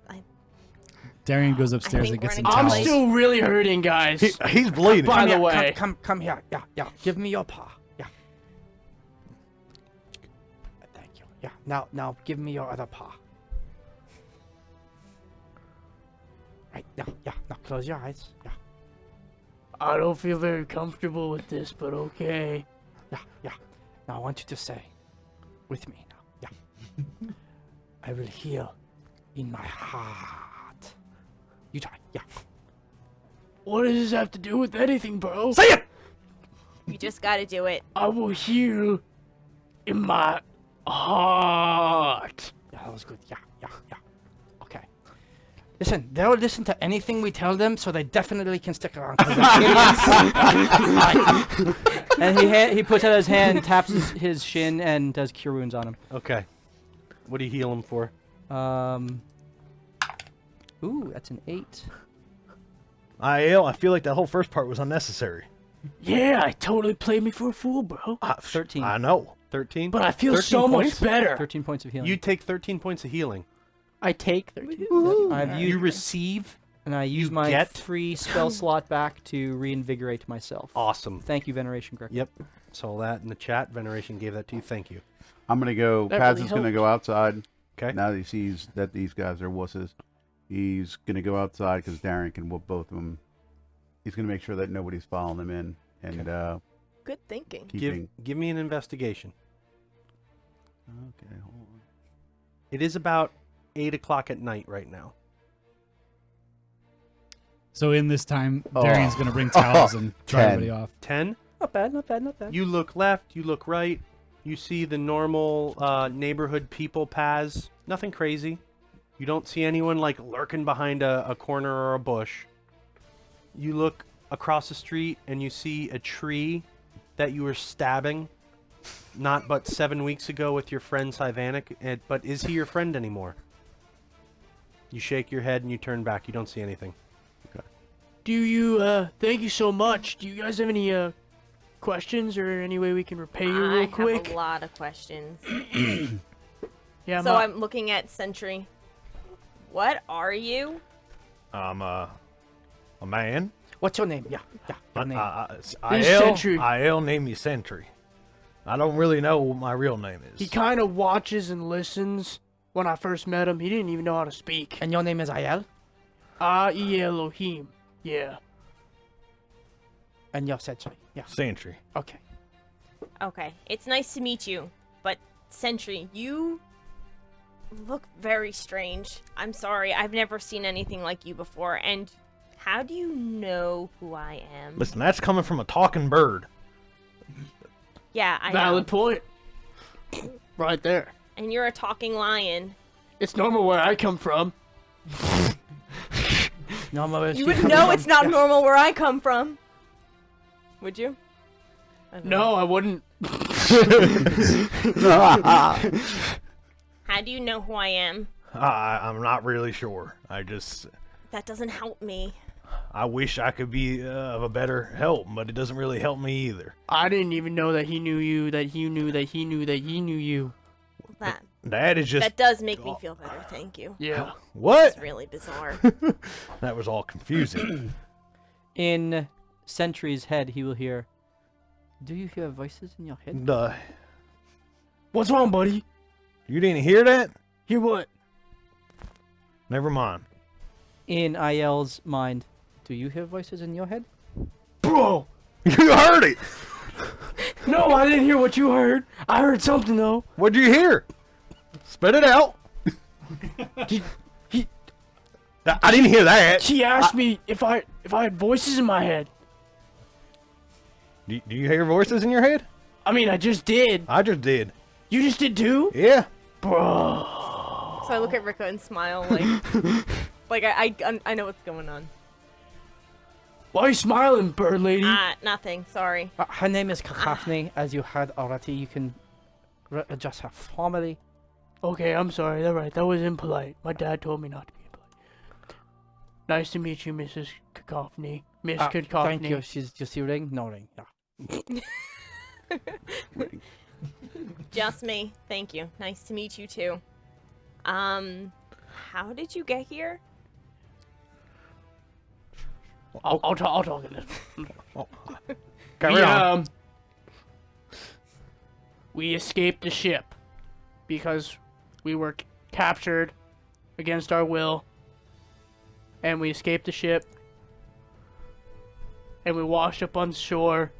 We escaped the ship. We didn't wash up. We swam to shore, and then I was pretty hurt from the barracuda or whatever it was. That's what he called it.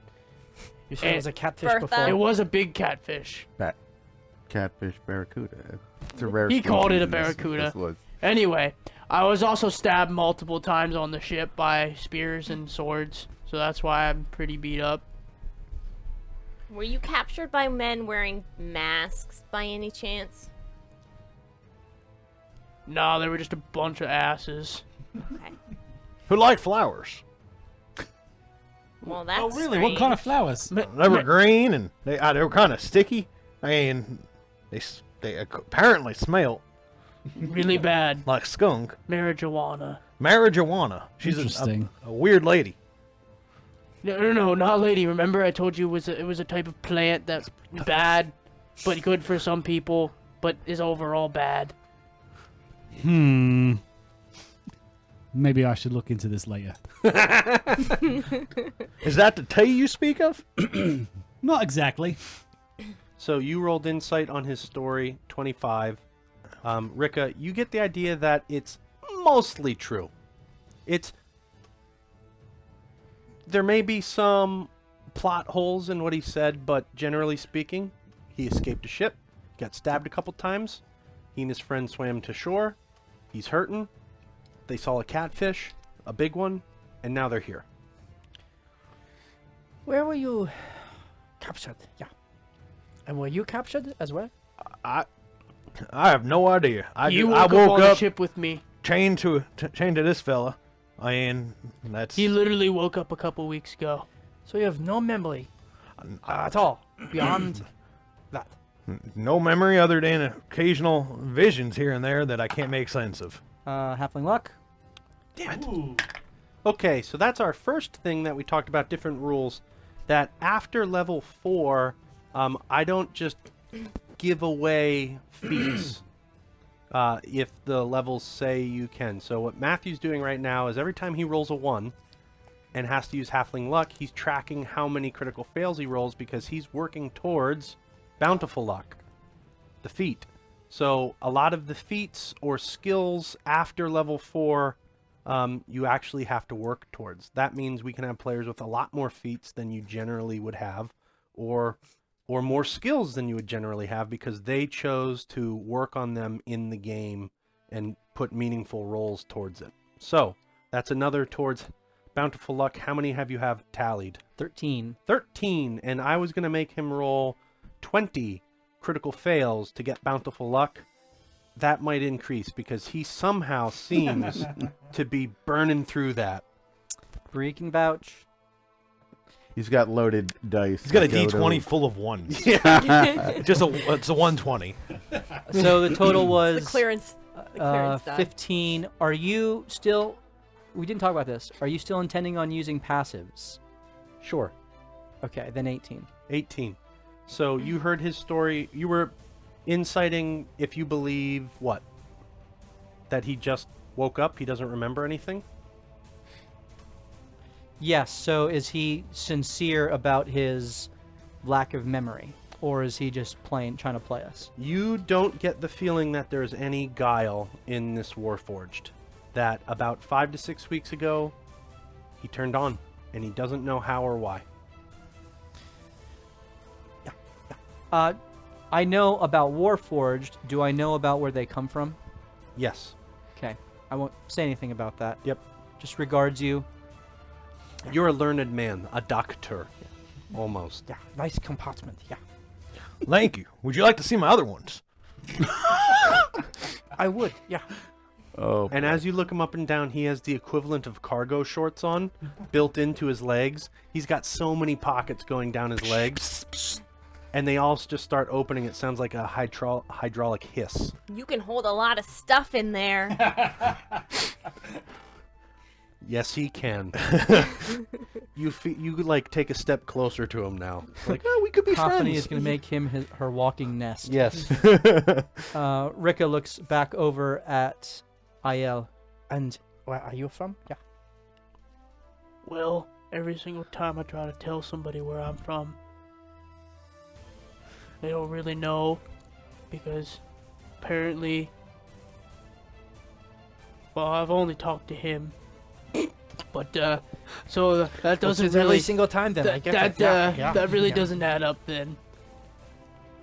I'm from a place called Theros.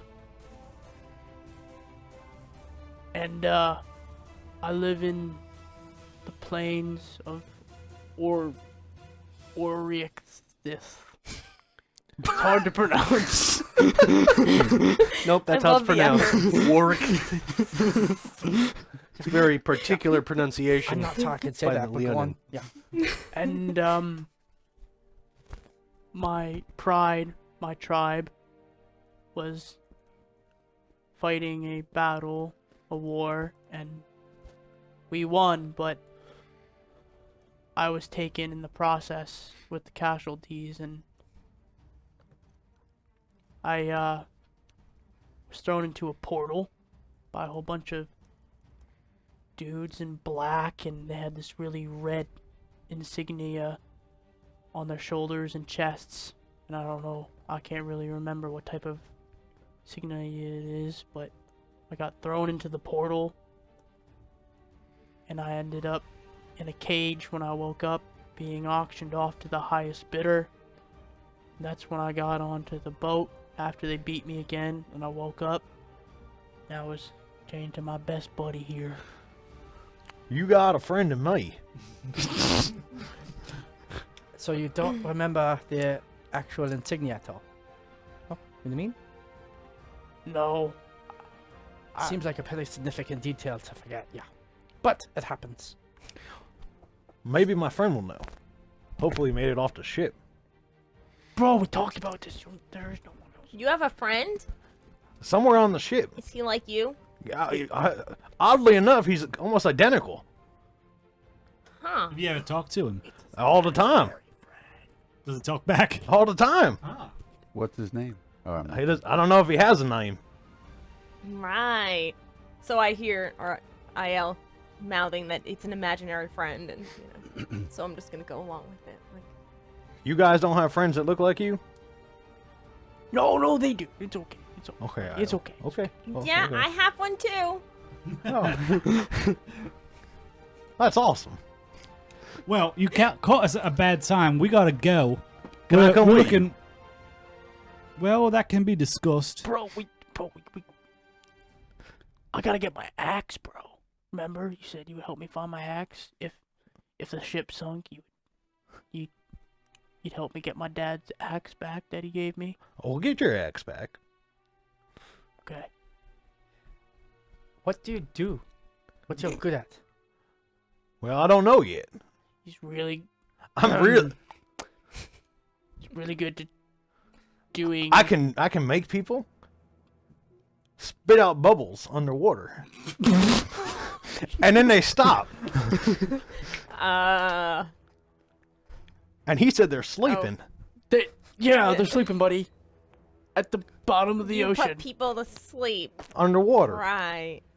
IL, when you're Okay. teaching someone, you better teach them well. I don't even know who you are, bro. Just a little word of wisdom. Wisdom. Sound like my mentor back home.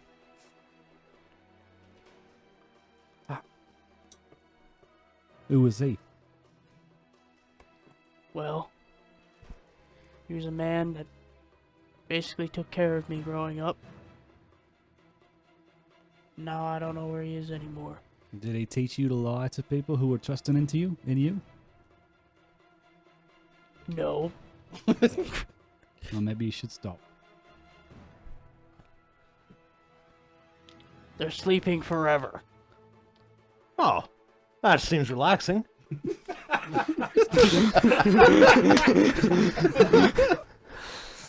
I love your perspective on the world. Thank you. Unfortunately, it's just kind of based off my short time with him. So, hopefully, as we grow together, if we can tag along for a little bit, I can. Why do you want to come with us? Yeah, bro. Why do you want to go with them? To kind of figure out where I came from, what I need to learn about, everything there is to learn about. Did your friend tell you to come with us? He told me that I needed to kind of learn about the things I need to learn about. Rico will open the door a crack and lean out to Paz. Paz, are you hearing this? I'm trying to unhear it. Oh yeah, what's up with that guy out there? Paz, He's just kind of standing out there. Paz, what do you think?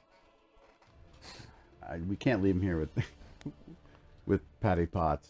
Oh no, that's She would teach him. She would teach him Oh, all yeah, the wrong that's things. Not good. I think we should bring them along and make sure they stay out of trouble. And I'll definitely keep my eye out on both of them. We won't look suspicious at all. No offense.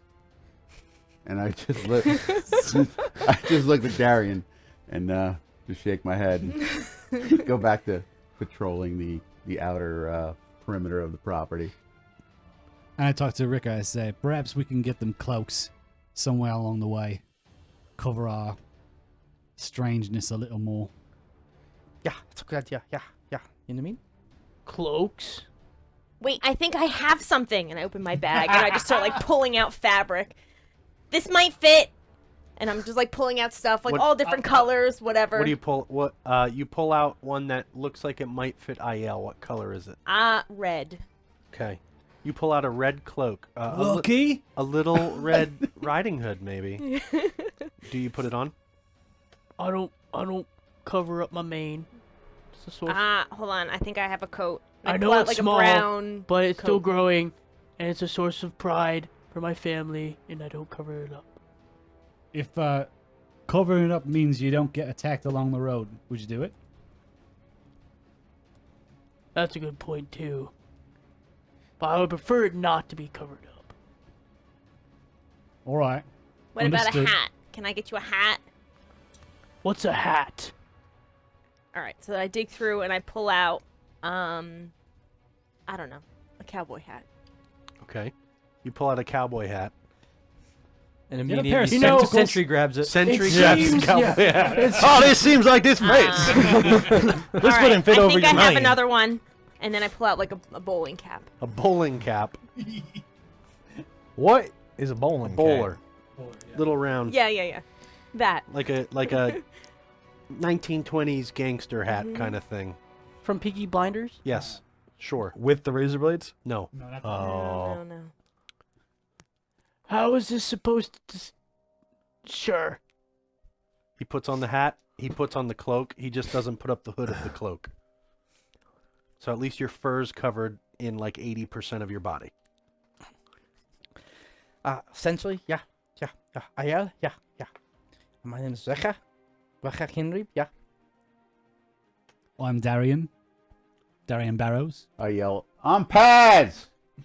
And you know me, Cacophony. Welcome. We'll take care of you, yeah. And you'll take care of us, yeah. Sure. And you'll What do are we your best. taking care of you for? Ricka looks him up and down. I want to do a insight check to see if I think he is trained and capable to wield a weapon. Okay. Fair point. Roll it. That is a 19. On the dice? 8, 11 plus 8. Okay. I'm presuming this is insight. He's got pretty good forearms. And his paws on his hands look worn. Like they were holding something. And you don't know what he is, though. So he's unfamiliar to you. It's a really buff tabaxi. Yes. But you also heard him mention an axe to his buddy over here, Sentry, that he wants to go back and get it. So you So- think, yeah, he could probably hold his own. Ricka leans over to Cacophony. Yeah.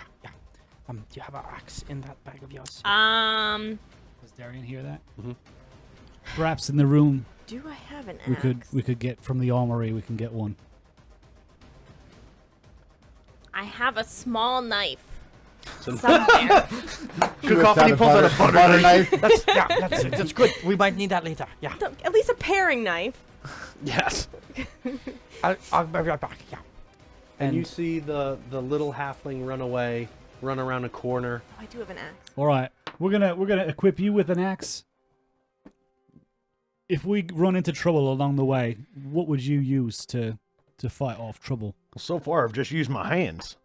All right. But you know, we could work with what we got. Give him an axe. That's a man's weapon. I'm not a big axe fan. You don't even know Paz what an axe says, is. "Amen, brother." Amen, brother. Are you a man? Yeah. I'm not even quite sure. Do you know what a man is? Yeah. I have no idea. You know, I told you what a man was. You got little whiskers. How am I supposed to believe that? I'm the only thing you can believe. That's a good point, my friend. Sorry. Well, from now on, you can believe us as well. So I'm a man. No. So no, I need a no. man's weapon. I'm not exactly sure what you are. You're a But I metal know- man. I'm a metal I man. feel like I can trust you.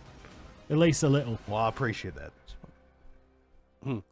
So Rika comes back carrying, kind of dragging behind him, Yeah. a great axe Great axe. in one hand and a great sword in the other. Yeah. And he just kind of throws him on the ground in You front are of him. also the world's strongest halfling to I, be able to do you that. know, I got some muscles. I didn't even know we had those. What? This is an axe? This looks way different from the axes I have back at home. It'll do, though, I guess. So you have a great axe in your inventory, and you have a great sword. Yeah, Paz likes shields. Yeah, sword and board. Yeah. I do some magical things, but use my shield. Yeah, he holds up the shield. Lecha is an Kakafni and Diane. They are multifaceted. Yeah. I like my whip. He takes it off his chest, cracks it, puts it back. And then, Rika, you feel a tug on the back of your shirt. Are you gonna go get our brother? Are you Zeb? Zip. Zip. Sorry. Are those your children? Kind of. Yeah. Are you gonna go now? Or are you gonna go in the morning? What do you recommend? I'd like to have my brother now. So you want us to venture forth into the dangerous woods at night? Through catfish-infested waters. I mean, I assumed that there were above land paths to get there. Well, I suppose we could go and maybe stay the night with Eugene, yeah, in the Worms Crossing, so we'd be right next to Livington. What do you guys think? It's not a bad idea. Yeah, that I works. think cover at night would probably be good with the little cat over here. We should probably wait to introduce them to the mirror, right? It's a I good still idea. don't know who your dude is out there, bro. Like, who is he? He said his name is Paz. Yeah, he's bigger Oh. and stronger than you. Yeah, always will be. It kind of. You feel a tug on your shirt again, and he hands you a scrap of clothing. Is this Is this Zeke's? Yeah. in case it's cold? You might be cold if you find him. I think we gotta get out of here. Either of you good at tracking? I can chuck. I I'll go- think. No, you can't, buddy. Sorry. You want to chuck? I got a good sniffer. Sniffer? My Chuck? nose. Tracking. Tracking. I thought he said Can you chucking. chuck? I thought we were throwing something. Can you track? Oh, yeah, you are good at that. Oh, You're good at I'm that. sorry, my friend. Go ahead Either and of you track. chuck. I can track. I got a good sniffer. I said track. Track. Track. It's truck? when you really. Truck. It's when you look for someone really, really hard. All right. Well, Or you go ahead something. and you go truck wherever you want to truck. I'll chuck if you need me to chuck. Yeah. Sniff this Sniff it. from You your sniff it. heart. And what is it? Your animal instinct thing. Where does that? Like, what does it say? There's a roll there. You have advantage on what? You have proficiency in one of the following skills of your choice: athletics, intimidation, perceptions, or survival. And I chose survival. Survival. So we're gonna make that kind of like a survival check. That you're sniffing this coat that Zeke would wear. You're getting all of the goblin-esque pheromones all up in your nose, your snout.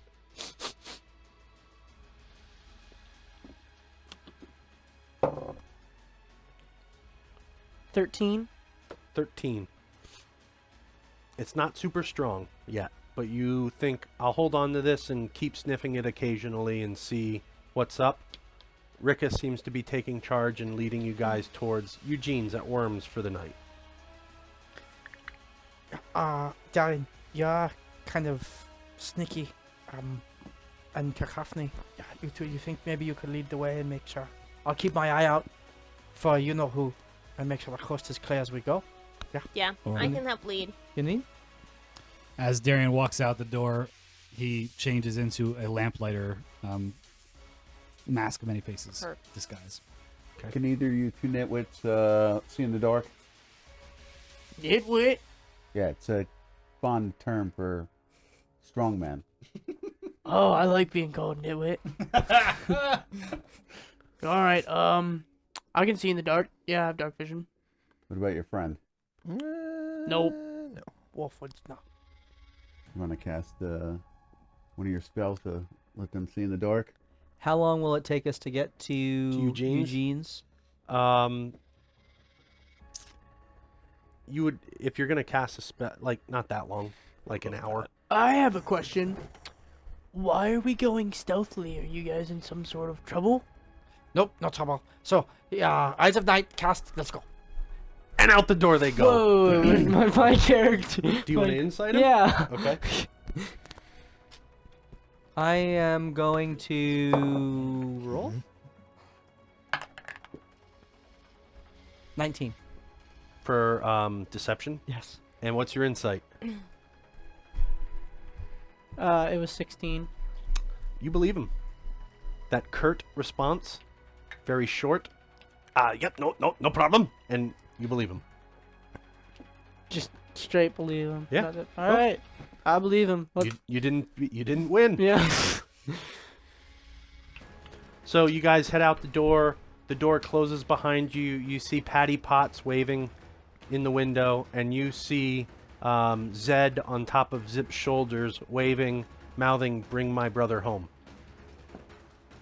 And you start to make your way out, tracking, making sure no one's following you. Does anyone want to roll perception for that? I will do that. Okay.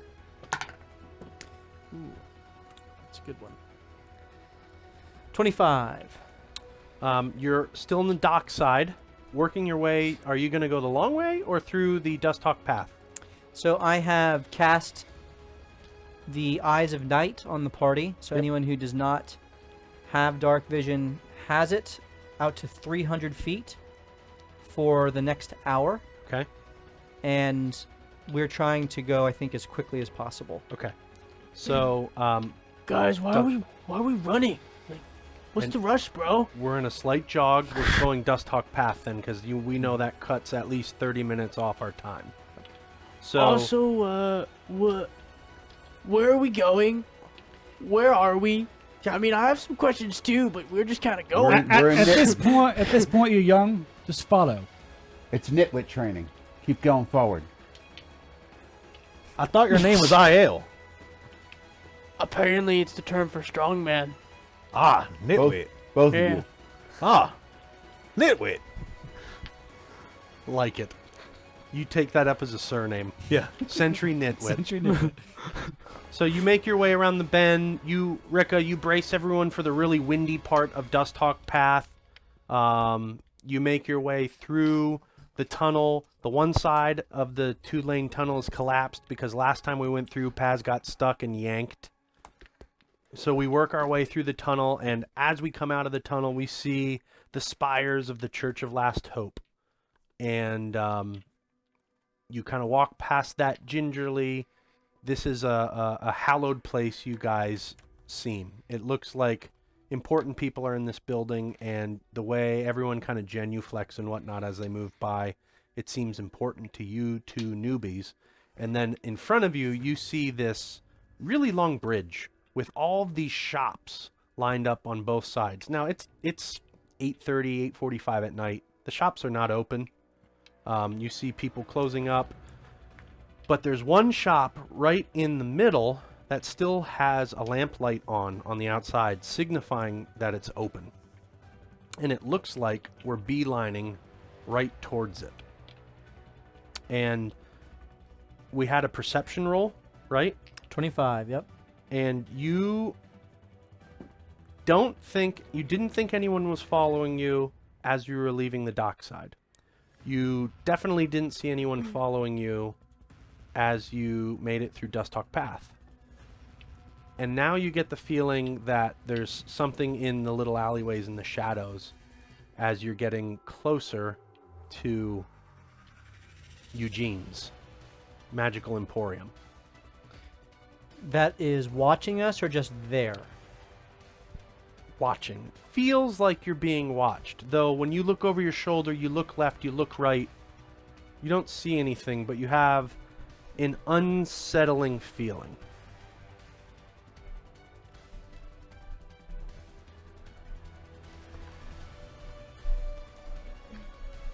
Ricka, what do you make of this area?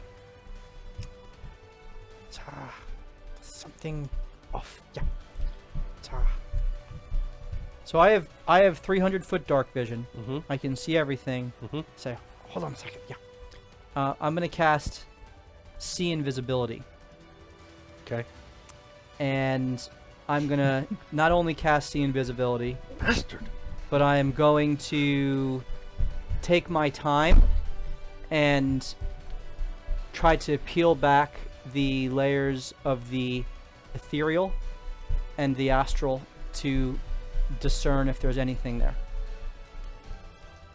Okay. I'm using my advantage. Okay. That's a 25. I have one advantage left. Okay. So, as Ricka stops maybe 60 feet away from Eugene's, he just stops dead in the middle of the street on this bridge. It looks like a ghost town out there. There's no shops open. There's just that light ahead. Ricka stops and he closes his eyes, and when he opens them back up, this mist whips across them and it starts to extend out, almost like he's metaphorically putting out feelers. And you see these feelers kind of rotate around his head, rotate, and then they stop and they shoot off in a direction. And Ricka, what you see are two pairs of yellow eyes hovering on opposite sides of the street, about 20 feet in front of you, just looking. And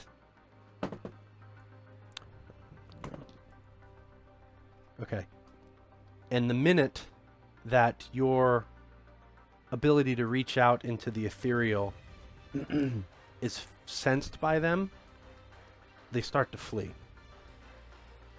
Salude's radiance take you! And I'll just cast Sacred Flame on one, knowing that they'll go, but I want them to know that I know. And they run past you. They rush past you back towards Baldur's Gate. You have no quarter with us! Yeah. And you hear this slight cackling and this high pitch as it runs past you. We all hear it? You all hear that. Okay. But you see it. That these shadow demons with yellow eyes run past you once they know that they've been spotted. After that happens, Ricka will kind of keep looking for just a moment, and then he'll turn to Sentry and to Ayel and say, Don't worry, there's nothing follow us. Come on. and Can I continue. cast insight again, please? Go ahead. Not cast. Can Go I ahead. Because you heard the noise, Yeah. and you felt like a rush of energy or wind. You just didn't see anything. That was probably not great, right? Darian is actually going to disregard what he just said and said, "What was it? Those yellow-eyed shadows again?" Because I'm assuming that you have It told was us 6 about them. anyway. Oh, yeah. Knowing that Nitwit is continuing to believe him, Yeah. he says, There's nothing following us anymore. Yeah. It was. All right. Thanks for scaring them away. Do I hear all this? Yeah. The hell do you mean shadow things? We can't see him, but Ricker can. Is that what was going on all funky over his head? Now, that was his extra special senses. Extra special. Extra special. Yeah, Solune has empowered me, to help me to see the lights through the darkness, Who's Salune? The goddess of the moon, the night maiden, the silver lady, There are no gods, there's only one. I agree with him. Why? What's that? Why? 'Cause I don't know. It's my only friend. I'll be your friend, Okay. Right, so now you have two. So which of us do you believe? Yeah. So can you do that? No, I cannot. Who should I believe? Maybe you hold your disbelief and your belief Simultaneously. until you can make a better judgment. I respect that. It's a good idea. Good idea. Good idea. So now you don't get the feeling anything's watching you anymore. Do you proceed to Eugene's shop? He looks to Darian and to Cacophony to confirm that and Paz to confirm they feel good to move forward. Yeah, Better than just standing here. agreed. Might as well keep going. You move forward. The last 30 feet to get there. Lamp still on over his door, though door is closed. You knock. Rika thaumaturges the light out Okay. and just enters. Okay. And when you enter this room, it's dimly lit. The moonlight is coming through some of the windows. You just hear the rustling of something behind the countertop. And as you open the door, you hear the flipping of the bell at the top of the door. And you hear, "Hello? We're closed. Who is it? Eugene, it's us. Who's us?" Syd's friends. Oh. Well, it's been 6 weeks. We've had some things we need to look into. I've heard. What have you heard? Have you Oh, heard? I've heard some things. Can you help us? We're looking for our little goblin friend. I've heard. I'm losing his voice. Hello. Yes, there it is. I've heard that there's been some goblin sightings outside of Rivington. We've heard that as well. A birdie has also told me that, well, there's a certain set of woods that you need to keep an eye out for. How so? That's the woods they retreat back into. There. There's the vestiges of an elvish portal. Really? It's broken, but that's how you'll know you're in the right direction. It's broken out. It doesn't function as it should. Meaning it doesn't open, or it's always open? I don't know. I just know that it doesn't function as it should. All right. I don't want to go into that extra place anyway. But you say the goblins make their own in that wood? They definitely do, and they're growing in number unnaturally. Not a fan. It's been bad for business. So if our friend is with them, it's going to be very difficult to retrieve them. It could be. You're gonna have to make your way through the blockade again. All right. Or around. Through is faster. It is. Do you hear anything about the blockade? Only that that's growing in number as well. Have they changed their disposition to passers-by? You mean, are they still haranguing them and shaking them down for money? Are they only doing that? No, that's about the same. All right. It just seems that the free-range magical users has grown. And your poor girl Dove, Yeah. whom I've heard very little about from you, she's there now. Yeah, she was only with us for a short period of time. She was in prison in the city, and they moved her recently to the blockade. Really? Did you know that? Did. Yes. Hi, Eugene. How are you, Paz? Doing well, my friend. Can you please keep your arms down? You smell like shit. It's not shit, it's skunk. Yeah. Okay. What I've also heard from someone close to Higginbottom. At the mention of that name, Rika's countenance drops. Mm-hmm. What I've also heard is that your friend Dove has moved into an inner circle within the camp. In a positive way, No. meaning an inner circle of experimentation.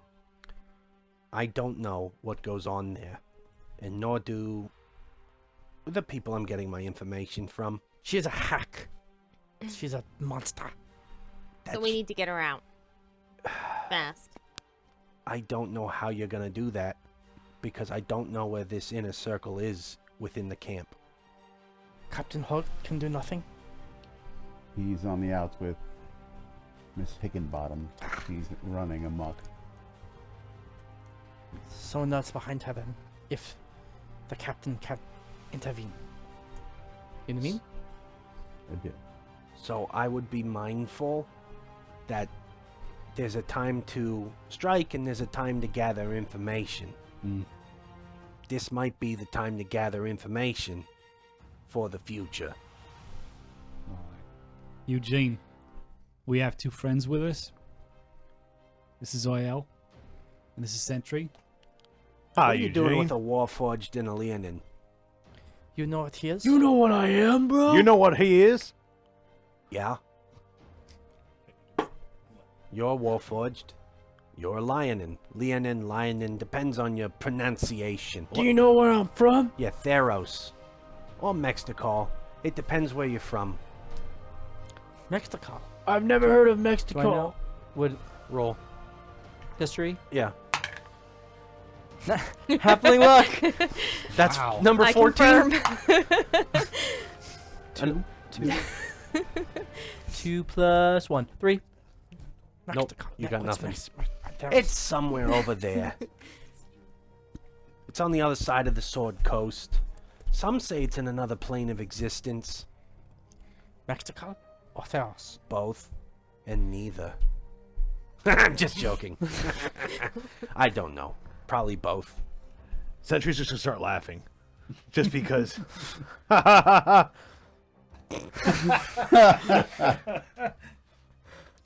You okay, son? Bro, it isn't a joke. Oh, I apologize. He Oh, laughed. boy. Can you come here, Metal Man? What's your name? My name's Sentry. Sentry, I'm Eugene. Hi, Pleasure to Eugene. meet you. Nice to meet you. Can you stoop down? I'm little. He bends down. And he reaches into his pocket and he puts on these glasses and he hits a button and they telescope out. And he's looking at you, like right in your eyes. And I'm like there, touching, like Yeah. I I on need it. you to blink. He doesn't blink. No, I need you to do that. Still doesn't blink. All You right. might not know do what you blinking know is. what blinking Oh. is? Close your eyes and open them quickly. I just start doing it rapidly. Okay, slow down, slow down. Slow down, Shutterfly. Look at me. He hits a button, they shrink back, he takes them off. See my eyes? So one time, Yeah, do that. I blink Wait. one time. Wait. He puts them back on. I blink one time. Good. Now he moves over to your left eye. Do it again. One more time. He hits one on his left. They both telescope out. One last time. He blinks. Open your mouth. Eugene, I hate to tell you this, but do I have a mouth? Yeah, it's right there. Please open it. He opens it. He opens it. Say ah. Ah, And he sticks this tube down your throat. You don't react because you don't have to Yeah. breathe, so you're not gagging. And he starts looking through the tube to see down your throat. It feels like it's This is telescoping awkward. around. Just What wait. is going on? I've only read about these. I've never actually seen one. I open up my I've never my even compartment. heard of them. And And there I it grab is. the It's hose. rotating around. Oh. He lets go. Okay. All right. So it's connected. Are you aware that you have sentience? I just kind of woke up this way. Should I not? Rika. You know that's weird, right? I have heard of Warforged. Yeah. Benjamin. They're like binary usually, like zeros and ones, do this, don't do that. They just achieve until they either die or they achieve their goal. Task. Yeah. Yeah, task-oriented. Yeah. So this is unique. I'm Sentry. Yes, Valid very point. unique. Not your How name. did he turn on? How did you turn on? I just kind of woke up. He just did. You just woke up? I just woke up. Do you remember anything? I remember nothing. Interesting. In fact, my friend IL here named me. You named him? Yeah, he in the beginning he didn't talk or anything. He just sat and watched and listened. So you call him Sentry. Got it. Makes sense. They watch. Okay. Is it bad different or good different? Yeah, you know what I mean? Should we be concerned? No and yes. Okay. Should I be concerned? No and yes. Oh, okay. This happens under very unusual circumstances. It doesn't have to be a bad thing, but it can be. In what way? Well, they're hard to kill. If That's they a ever good thing for us. He's If- our friend. keep them that way. I see. Bad enemy. You hear that now? You have 3 friends. Yeah. I have 3 friends. Wait, 3? 1, 2, 3. We learned how to count to 10. Ah, that's right, we did. Cacophony, are you Sensory's friend? Yeah. I'll be your friend. I think I have you're 4 the friends. bird of his dreams. Wait, what? Big I've s- dreams. Time out. What? I've seen her in dreams. Rekka, you know that's weird too, right? I'm standing Yeah, right of here. course, Of course, it's super, I'll super I'll weird. explain it for the rest of them. Yeah, please do for Yes. the rest of them. Thank you. That would be nice. super Warforged weird. don't have Ah, to that's sleep, super- therefore they don't dream. Also, Oh. they tend to not have sentience. They can't make their own decisions. This one seems to be making his own decisions and having human-like dreams? Not only human-like dreams, prophetic dreams. Rika, you know that's weird, Yeah, right? super weird, super crazy weird. So, keep an eye out. Please journal this. We could be breaking some scientific ground. What Voice does is it going mean crazy. for me that I was in his dreams? He specifically said I'm haunting his dreams. That's, I mean, obviously he had a nightmare. He corrected himself. I corrected myself. He corrected I- Just himself. kind of in my dream. I'm in his dream. Is that bad for me? I don't think so. It'd be like you being in anyone else's dream. Except he's a creature that's not supposed to And dream. he'd never met me before. Oh, wait, time out. You didn't know each other already? No, I found her. I found her at a house that we came across that I just felt drawn to. Like what, like 3 weeks ago? Today. Today. Son of a Today. bitch. And It's he weird, brought me right? this that I've Super. always wanted. It was a gift. When they showed up at our door. A dreaming, gift-giving warforged with sentience. And I don't know. I don't know my Yes. mama, so I don't know if she is a bitch. What? I'm just saying. You see, Oh, understood. Interesting. Leonin, Yeah, what's up? were you with him when he turned on? Yeah, I was the first person he talked to. did you turn me on? No, I didn't. You just literally woke up. And Does I he was gonna, and I was really angry because we were chained together, and I was just chained to this big metal thing, and I was just dragging you along, and then you just woke up. This is a lot more information than we got. Okay, he starts flipping through a book, reading. Oh, Rika tries to look and see what book it is. he starts mumbling to himself quieter.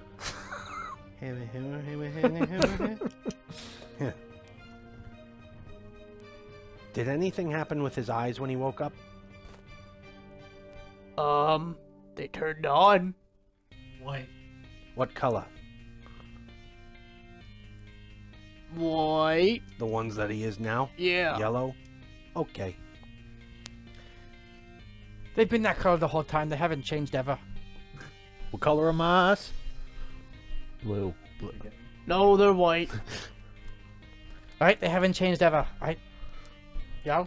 Yeah, never changed. Insight. Faded your own son.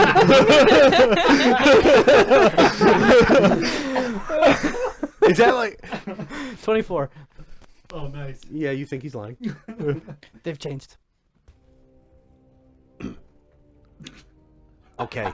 Wow, you can't know that. You just met us today. Yeah, but you Do you deny the statement? Talking his head. Wait, you're lying to him? That was out of character, sorry. Okay, so keep an eye on that.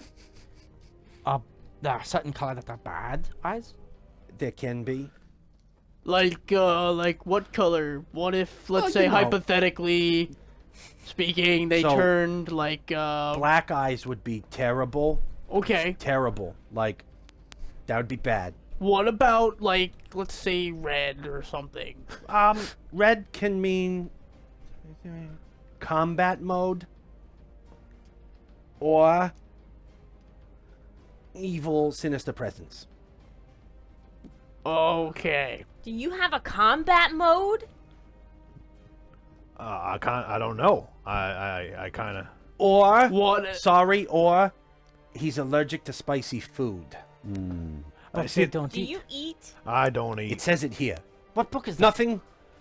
I want to know. It's from dwarves. I That's guess all you I need guess to know. I could try to eat. And let's say hypothetically again, what if they turned yellow? Yeah, well, yellow is he is yellow right now. All right, fine. Hypothetically white. Okay, that's a good thing. That could mean. Well, it could be a bad thing. It could mean he's thinking at a higher plane of thought, or he's had an encounter with something otherworldly. That could be good or bad.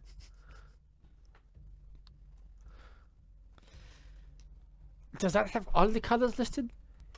Only Roy G. Biv and white. We didn't talk about orange yet. Or green, yellow. Or green. Yeah. Well, we did. He's yellow now. Green, blue, Green indigo, violet, and orange. ultraviolet. Green, normal operating. Candy apple green. What was the other one? Blue? Orange? Yeah, orange. Orange is a mixture of yellow and red. So that's It means like caution. yeah. And purple. Purple. Nothing. Actually, purple's pretty bad too. That's up there with black. Oof. Okay, well, we have to keep an eye on the rainbow of your eyes, yeah? Also, Ayal, don't ever lie to me again. Continue. Okay, so he's interesting. He's interesting. Though I know less and less about the Leonin. I know more about the Tabaxis, which they're like distant cousins. Basically, they're both cat people. The cat peoples all tend to fight each other. Just in general. Why? Very Yeah, cats do territorial. Cat fights. Yeah, territorial. A lot of hair pulling. Understand. Yeah. Yeah. So, be mindful. Again, they're territorial. Good to have on your side. You don't really want to face them. They can be son of a bitches until they die. All right. Eugene, this is a lot of information to take in, and it's late. Do you think it's possible that we stay here at night and then leave first light? Yeah, to go check out Rivington? Yeah, wait up. Meow! Meow, meow, meow! Okay, give me like 3 minutes. My assistants are going to prepare your beds. Are they preparing their beds in our presence or in a different room? Different room. Sentry's gonna repeat that identically. Okay. Just scream. Oh, you have a good ear. Cacophony, that was pretty good, huh? That was really good. I used to be able to do that. Can you, if you heard enough of that without understanding it, could you decipher what it means? I don't know. No. I think you could repeat it. I can repeat. I just don't know what I'm saying. Correct. So I'm just. Cacophony, give it a try. You are a mimic, aren't you? I haven't mimicked since I can... Wait a second, time out. When did you learn how to talk? That's Oh, yeah. So, remember how I didn't know who my patron was? Yeah. Well, I found out who my patron is. Who is it? It's the Raven Queen. It makes sense you're a bird person. And she let me talk. And I haven't stopped since I started. Well, this is delightful. I'm taking a note. He's writing notes. I'm compiling all of this. That's never happened before to my knowledge. Well, it happened a long time ago, and then the gods took away your speech Weird, patterns right? They and your did. flight. It's just so weird. Yeah. Okay, you can talk. It's weird, pals. It's weird. All right. What's So, a patron? Like, well, you explain. So, I'm a warlock, which means... And this wasn't by my choice. I was kind of forced into this. But the Raven familiar. Queen gives me magic abilities. Ariel kind of gets a little bit mad, and balls up his fist. And he goes, Only magic people I ever dealt with weren't too good and nice. Calm down. She's a friend. What's I'm a your warlock? friend.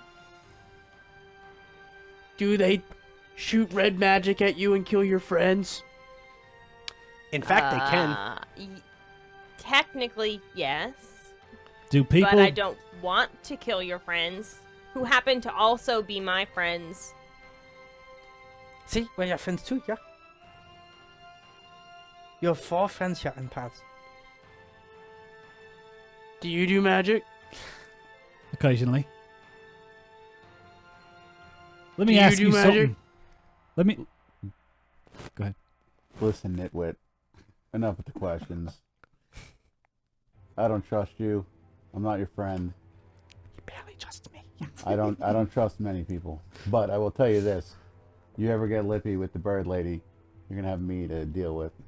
Don't you ever raise your voice again to her. Yeah, that's right. Bro, cool your stacks.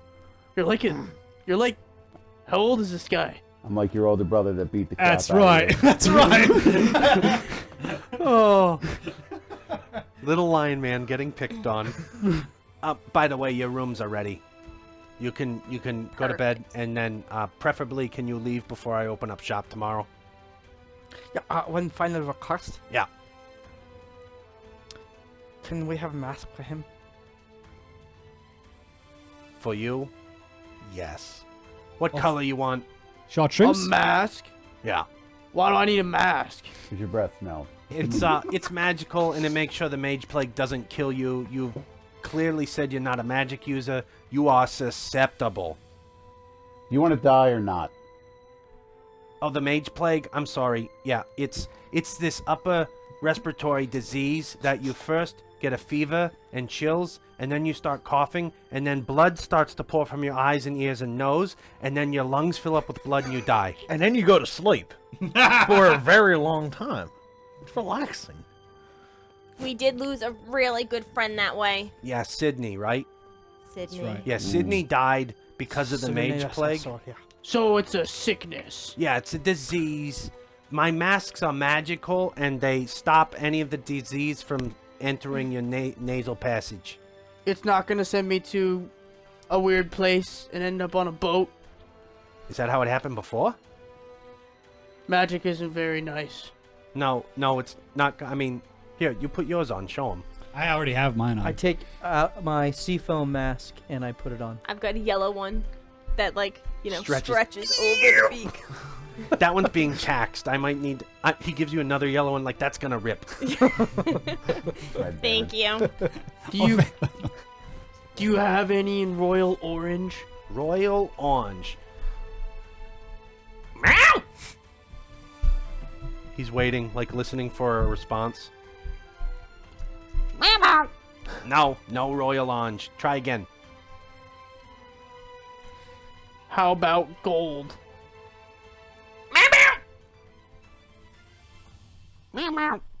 No gold. What do you have? I've tie-dye. Fuchsia? What's tie-dye? This. Believe it or not, no one wants these. It's paisley tie-dye. That is colorful. That is the color of kings. No, the colors of King's Royal Orange, like my dad. The color of kings and nitwits.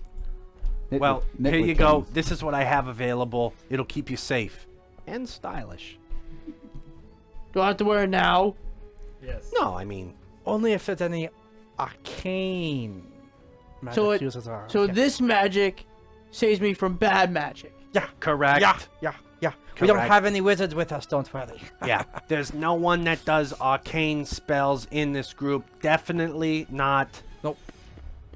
An Eldritch Knight or anything like that. Not gonna have any. Yeah, it's our little. Yeah. You have no friends that are Eldritch Knights, so you don't have to worry about it. It's true. What he So, says is true. yeah, they don't know. They definitely know that celestial, magic that he casts. Divine magic does not spread the Mage Plague. They're not too sure on Pact magic. There's different types of magic. Oh boy, are there. What? They have magic on Theros. How did you not know this? My tribe didn't go out much. We kind of stayed to ourselves in everything, and then one day humans came with really bad magic, and we lost a really bad battle. I can understand how you were so easily taken over and captured. You had like one arrow in your quiver. Anyway, I'm tired. I'm going to bed. I suggest you do the same. Don't try to steal anything because it will kill you. It's set to kill. And please be gone before I wake up to open the store. What time's that? I tend to get up at 7:14 in the morning. Why 7:14, bro? Cause Why is It's so late- it's late. specific? It's late enough to get a good rest and early enough to get a good start. exactly. Or maybe tragic backstory or something. Thanks for opening that can of worms. All right, 7:13 it is. We'll be out. Thank you. Paz says it. Yeah, good. Oh, one more thing, actually. If you are going to try to track down these goblins in the woods, one, again, they've been haranguing my customers. My trade's a little low, so I definitely want you to kill them. Two, he reaches behind his countertop where the cash register is, and he pulls out 2 bottles. They're blue. Pretty big bottles. These are 2 potions I've been working on. Well, actually, I've commissioned from someone at Candlekeep. I'm not going to say any names. They are in beta testing. But if they do what they're supposed to mimic a long rest. Like a good 8 hours sleep. Eugene, being that they're in beta testing, do we get any payment for experimenting, using our bodies as experiments?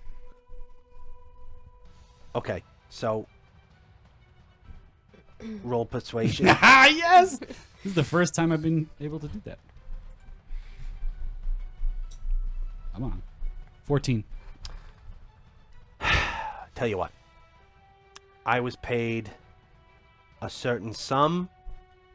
I will give you a percentage of that sum if you can come back and accurately detail what happens if you use them.